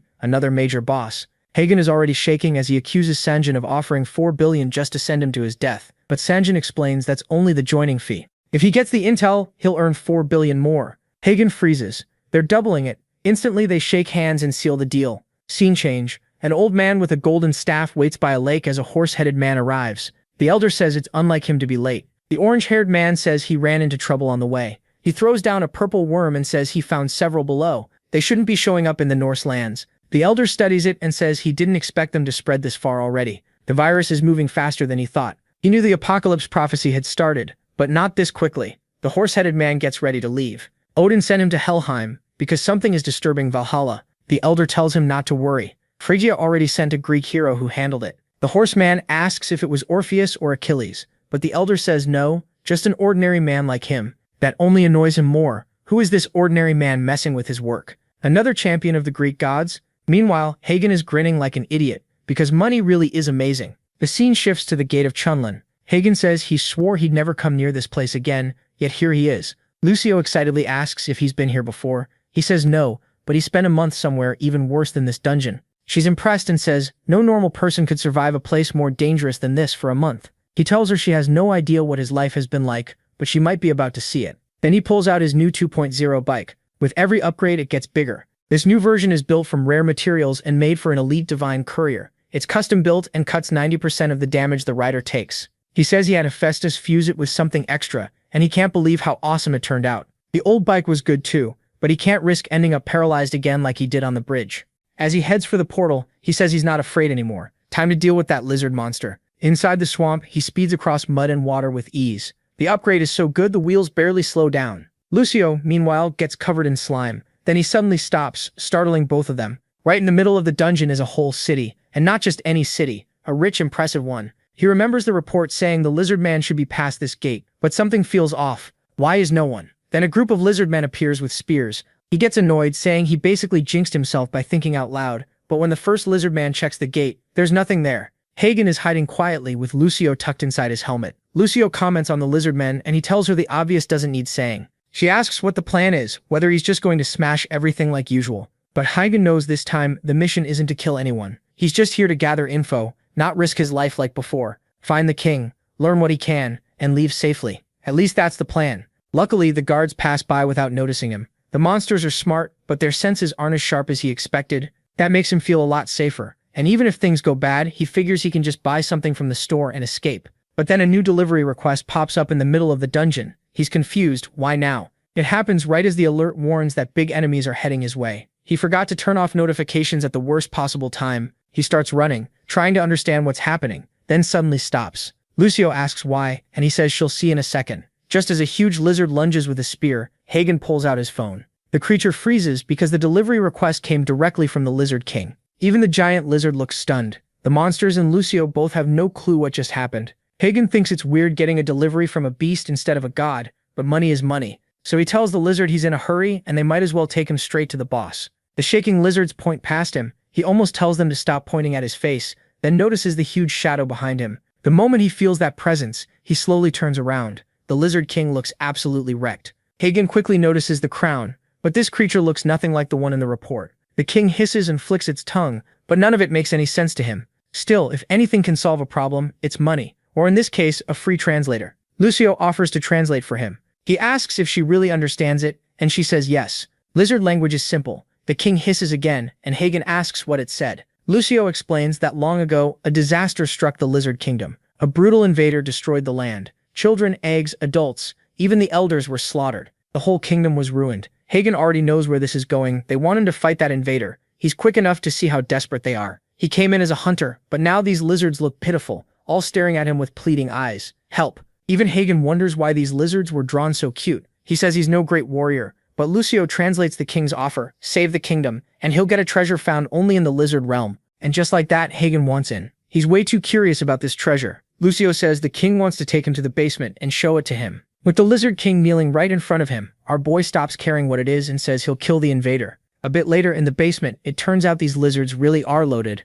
But hold on, the thief is back. That sneaky bandit looks around with a smug grin, saying this place is packed with good stuff. She can't decide whether to take the best items or clean the whole room out. And with only 10 seconds left before Hagen arrives, he and Lucio stop right in front of the door, and he can already tell that if it's this huge, something valuable is inside. Using the last bit of his strength, the king starts opening it. A golden light shines through, and the door swings wide. Hagen just stares, mouth open, thinking the room might be empty, but nope, it's still full of treasure, and the thief is hiding inside. He figures there's about as much treasure here as in an heir's warehouse. Lucio explains the king took all of this from humans who invaded and failed. The king looks proud, but Hagen isn't impressed. He's about to comment on the treasure when something catches his eye. A person with coins piled on their arm. As the coins hit the floor with a clink, she casually greets him. Yo, what's up, my boy? The second she shows herself, the cute Yoshi vibes vanish and the lizards turn furious. Lucio says they're yelling to catch the bandit, and yeah, they already did. This useless thief is completely pinned down. Hagen wants to know how she got in here again.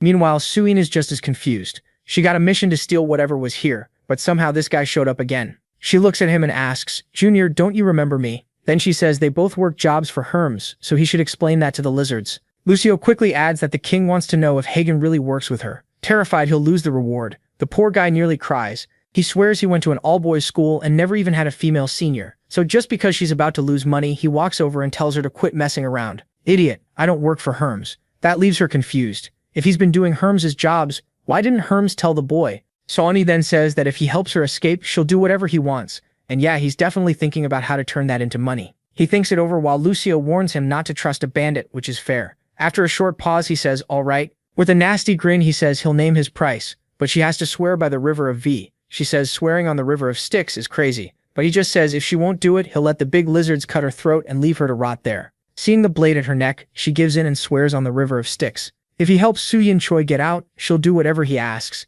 He says good, then tells Lucio to explain everything to the king. Not long after, she's freed and relieved. She wasn't executed. She thanks Junior for helping, but he cuts her off. First, I'm not your junior. And second, be ready for whatever I ask.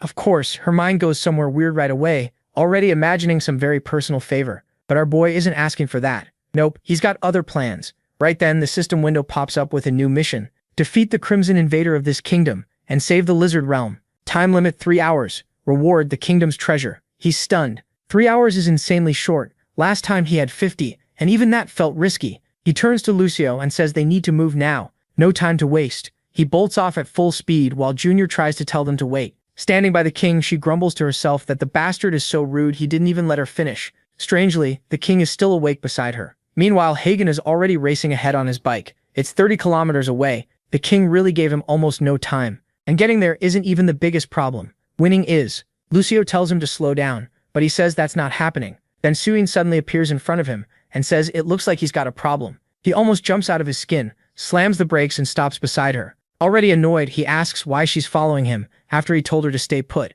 The troublemaker just winks and says she couldn't leave him struggling after he saved her. He tells her to stay out of it. No matter what, he's still collecting that favor. But she smirks and says he won't be in such a rush once he hears her out, because she knows exactly what monster he's after, the Red Drake. That makes him remember someone already warned him this thing was terrifying, and he was only supposed to gather info. Yeah, he really should have guessed. He starts wondering if Seligin already knew the Drake and the king were connected, since he asked him to investigate both. Looking at Seligin, it's obvious she doesn't want to risk her life fighting something like that, but she still needs him to trust her if she wants a cut of the lizard treasure. So she says she knows the fastest path to the Red Drake and can guide him. Hagen fires back, I thought stealing was your only skill, so how are you helping me? She just smirks and tells him never to underestimate someone he barely knows. She'll help him find the monster, but she never promised to fight it. A good thief, she says, always has tricks to escape trouble. A little later, he's speeding through a crimson forest, this time with a woman riding on the back of his bike. Soon they spot a huge red lizard, and she points straight at it. That's the Red Drake. Now it makes sense why it was called a terrifying monster.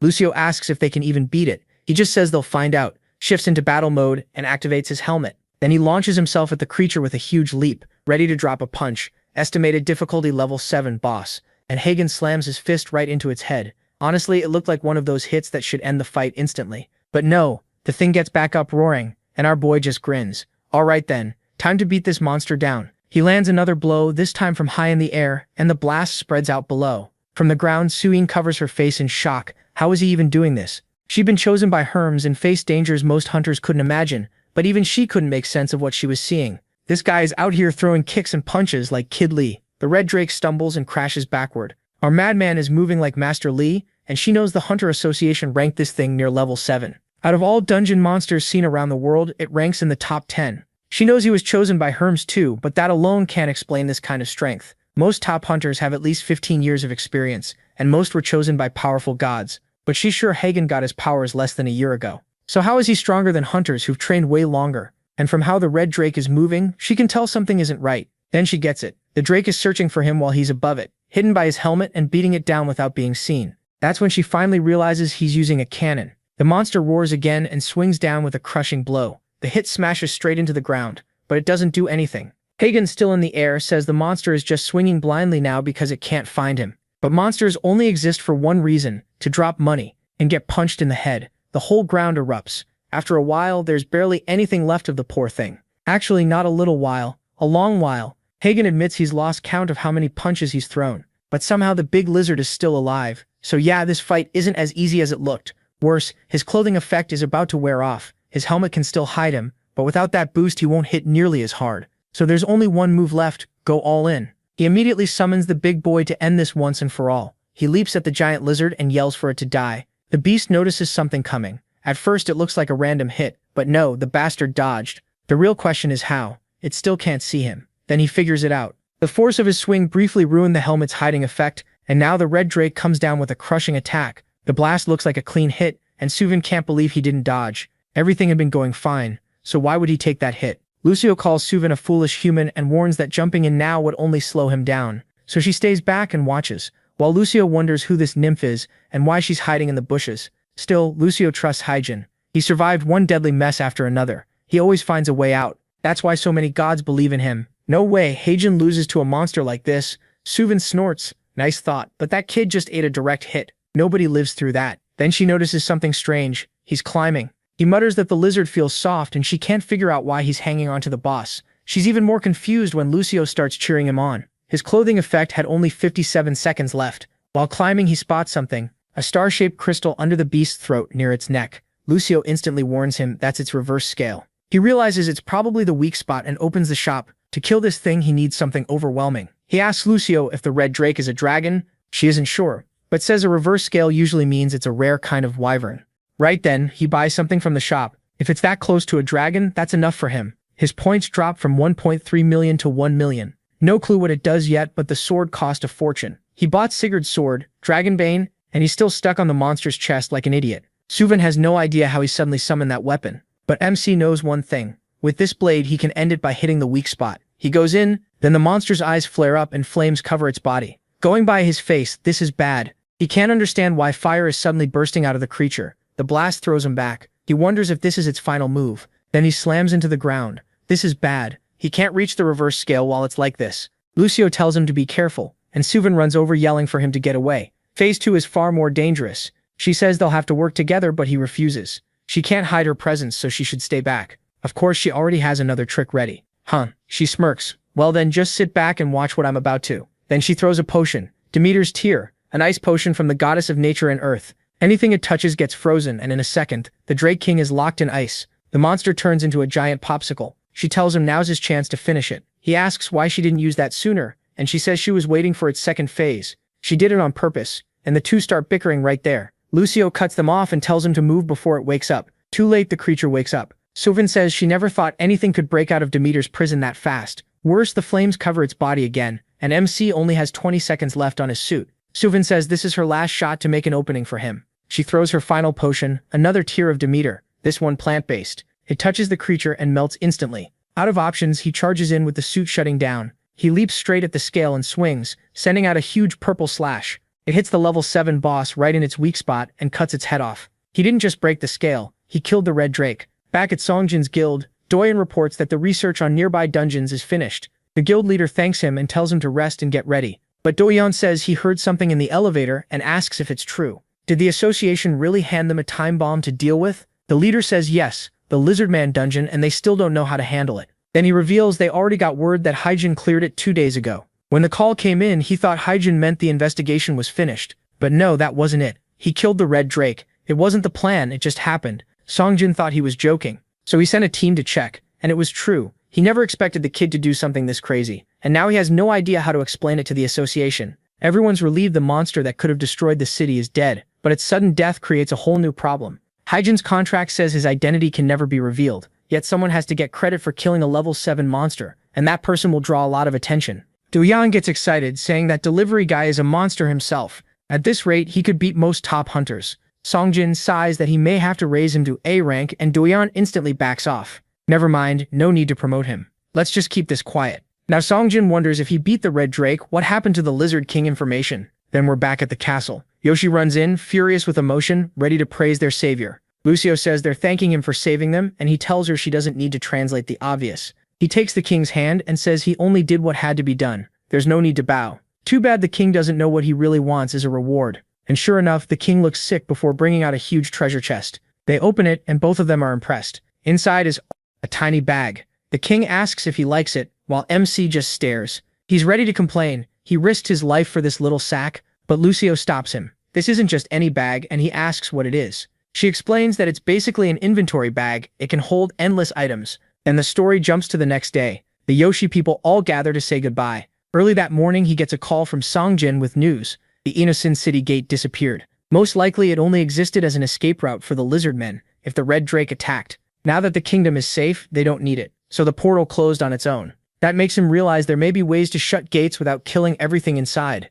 Maybe humans and monsters don't always have to fight, or maybe that's just wishful thinking. While he's thinking, Suvin congratulates him and says the reward he got should be really useful. He agrees, then asks if she's satisfied. She used rare potions and got nothing back. She says she'd never join something without gaining something from it. Then he notices she's hiding something on her arm. Little thief. He asks what it is and where she got it. She doesn't answer. She just walks off, saying she enjoyed their time together, and thanks to him, she got exactly what she wanted. Just like that, she's gone. And he thinks a thief is always a thief. But that's not his problem anymore. It's time to go home. Lucio asks if they're leaving now, and he says not yet. First, he has to collect what he's owed. Here comes 8 billion. Stangen says they'll study the Red Drake's whole body and send him part of the profits. He'd forgotten monster corpses are worth a ton. He's so used to doing deliveries that he forgot this can be the best part of a dungeon. From now on, maybe he shouldn't leave any monster behind. Lucio asks why he's so excited. Then she smells chicken. He thought she didn't want any earlier, but now she's desperate to eat. He gives her a soda, but she ignores it and burns her tongue anyway. He wonders if Lucio died of hunger in a past life. While eating yesterday's chicken, he says good chicken is still amazing, even the next day. Not long ago, he was stuck eating the cheap store stuff, and it always gave him heartburn. Now he can drop 30 bucks on chicken without caring. Having money is nice. Lucio even says she'll share a chicken bone with him. Right then, a new order comes in, or rather, a delivery request. The second Lucio notices it, she starts cramming chicken into her mouth. She already knows another terrible trip is coming, but he's not rushing anymore. Breakfast comes first, then the job. With 10 billion in the bank, he can slow down a little. What isn't calm is the Greek realm. The city is in flames, and bodies are everywhere. One soldier says they can't back down now. They charge the beast with golden eyes in the smoke, while another reports to the king that everyone is fighting with all they have, and it's still nowhere near enough to stop its strength. The king asks about the summoned hero, but the answer is bad. They sent for him, yet he won't arrive for 3 days. The king says that's far too late. By then, the palace will be gone. Then the whole place starts to shake. An explosion tears through the fortress wall, and the Minotaur appears before the trembling king as he cries out to Poseidon, asking if he has abandoned them. Back at Hephaestus' house, the boy wonders why he isn't there, and Lucio guesses they came late. He blames Lucio. She insisted on making chicken thighs in the air fryer before leaving. Then he realizes his phone has been ringing non-stop, so this might actually be urgent. Just then, Lucio glances behind her, and Hephaestus walks up looking angry. So he finally made it. The boy stiffens and awkwardly asks if they need a delivery. The protagonist reminds him this is urgent, and says the job won't be easy. They'll talk about it inside. The idiot just nods. Once they're seated, the dwarf admits this is a huge problem, and he barely knows where to begin. The MC tells him to start anywhere. He'll try to follow, but he's more nervous than ever. MC almost never hesitates, so this has to be dangerous. Then Hephaestus brings up his talk with Freya. The boy remembers the story about the realms being split into 7 parts. The dwarf says he hoped the Olympians and the others could handle this, but things have only gotten worse. The invaders have already reached places even the gods can't enter. At the Olympian Council, they learned more. These creatures aren't only invading myth realms, they've crossed into the human world too. The source of this disaster wasn't limited to the higher realms. It spread to the lower worlds, and even the underworld. The biggest problem is that, because of causality, the gods can't interfere in the human world. The only good news is the creatures still can't move completely freely. For now, they just plant seeds, wait for them to grow, and see what happens. That makes the boy stop him. He says he's totally lost. What seeds, what gods? What is he even talking about? His friend asks if he truly doesn't know, and when the boy starts to answer, everything suddenly cuts out. He says he didn't catch that, and asks him to repeat it. But Lucio says she only heard a weird static sound. Hephaestus realizes the laws of the gods won't let him tell the boy directly. Long ago, the gods worked together to seal this existence, so even saying its name is forbidden. He tells the boy not to stress about it. He'll learn in time, and today's job is tied to all of this. He explains they were supposed to receive a tribute from someone named Cretin, but it still hasn't arrived. He's lucky his father hasn't heard yet since he's busy with the council. If Poseidon found out, he'd be furious. So the boy needs to find out what happened before that. Naturally, he'll be paid well. The MC sums it up. Something was due, it didn't come, and they don't want Poseidon finding out. Then he asks, if that's all, why is everyone acting like it's so urgent? Lucio says, if it were any other king, it wouldn't matter, but this is King Minos. To him, being late is unacceptable. He once threw his whole land into chaos by defying Poseidon and refusing to sacrifice a white bull. That led to the famous labyrinth, a deadly place that held the Minotaur. He still doesn't see what lateness has to do with the Minotaur, but figures he'll find out soon enough, as he heads out. Or not quite. His water-walking buff starts running out, and he has to stop on a tiny island before he drowns. Lucio tells him to be more careful, and he says he didn't know it was this far. He decides to buy something from the shop to help cross the water, but everything is absurdly expensive. Theseus' boat for 30 million. The Argonauts' ship for 50 million. Noah's Ark for 100 million. No chance. Lucio asks what the plan is, and he says they'll search around first. Maybe something useful is nearby. He pulls out the infinite bag and says this is exactly why he brought it. He had already packed it with all kinds of useful stuff, just not a boat, apparently. Instead, he ends up using binoculars to scout. That's when he spots a temple in the distance with smoke rising from it. He thinks it could be a stop on the way to Cretan Island. Then a soldier suddenly appears in view, demanding to know who they are. A bunch more show up too, asking why they've entered this land. The boy tells them to relax, he just needs a boat to reach Cretan Island. One soldier gets mad and asks if he even knows where he is, but then someone stops him with a hand on his shoulder and says he'd like to hear the boy out first. The MC thinks the guy looks suspicious, then realizes it's actually Theseus, another famous legend. This time the boy seems to know who he is, and Lucio quickly adds that Theseus is the hero who defeated the Minotaur. He was also the only one to escape the labyrinth, later became king of Athens, and went on many adventures with the gods' help. Theseus says that outfit gives him away. He must be the divine delivery man he's heard about. Seeing the boy react, he knows he guessed right. Not many people dress like that. He says he heard of him from Jason of the Argo Company, and the boy remembers that's the captain who asked him to deal with the sirens. Still confused about this rising hero talk, he asks what people are saying. Theseus says everyone knows about him now. He invaded the Siren's nest, killed the Hydra, healed Chiron's leg, and even delivered something to the Norse gods in Helheim. He's building a real name for himself across the divine realms, and he can't help looking a little pleased. Lucio asks what people are saying about her. Theseus says he's heard the divine delivery man has some kind of assistant. That crushes her. While she melts down, Theseus hands the boy a paper and says it'll help him reach Cretan Island. The boy checks it and realizes what it is. It's the legendary map, but Lucio notices it also says the threat has returned. So the boy asks if Theseus didn't kill the Minotaur long ago. He explains that he never killed it, he sealed it inside the labyrinth. The problem is, he has no idea how that seal broke, so tomorrow morning, he's going to Cretan to end it for real. Then he asks if the divine delivery man wants to come. The boy hesitates since he wasn't planning to fight anything this time, but then agrees. Things don't always go the way you want. Meanwhile, the king is trapped in the Minotaur's grasp, and one thing is clear, the beast is furious. The next morning, the boy tries waking Lucio, who keeps asking for 5 more minutes. He tells her to get up already, because the boat is leaving, and they don't have time to mess around.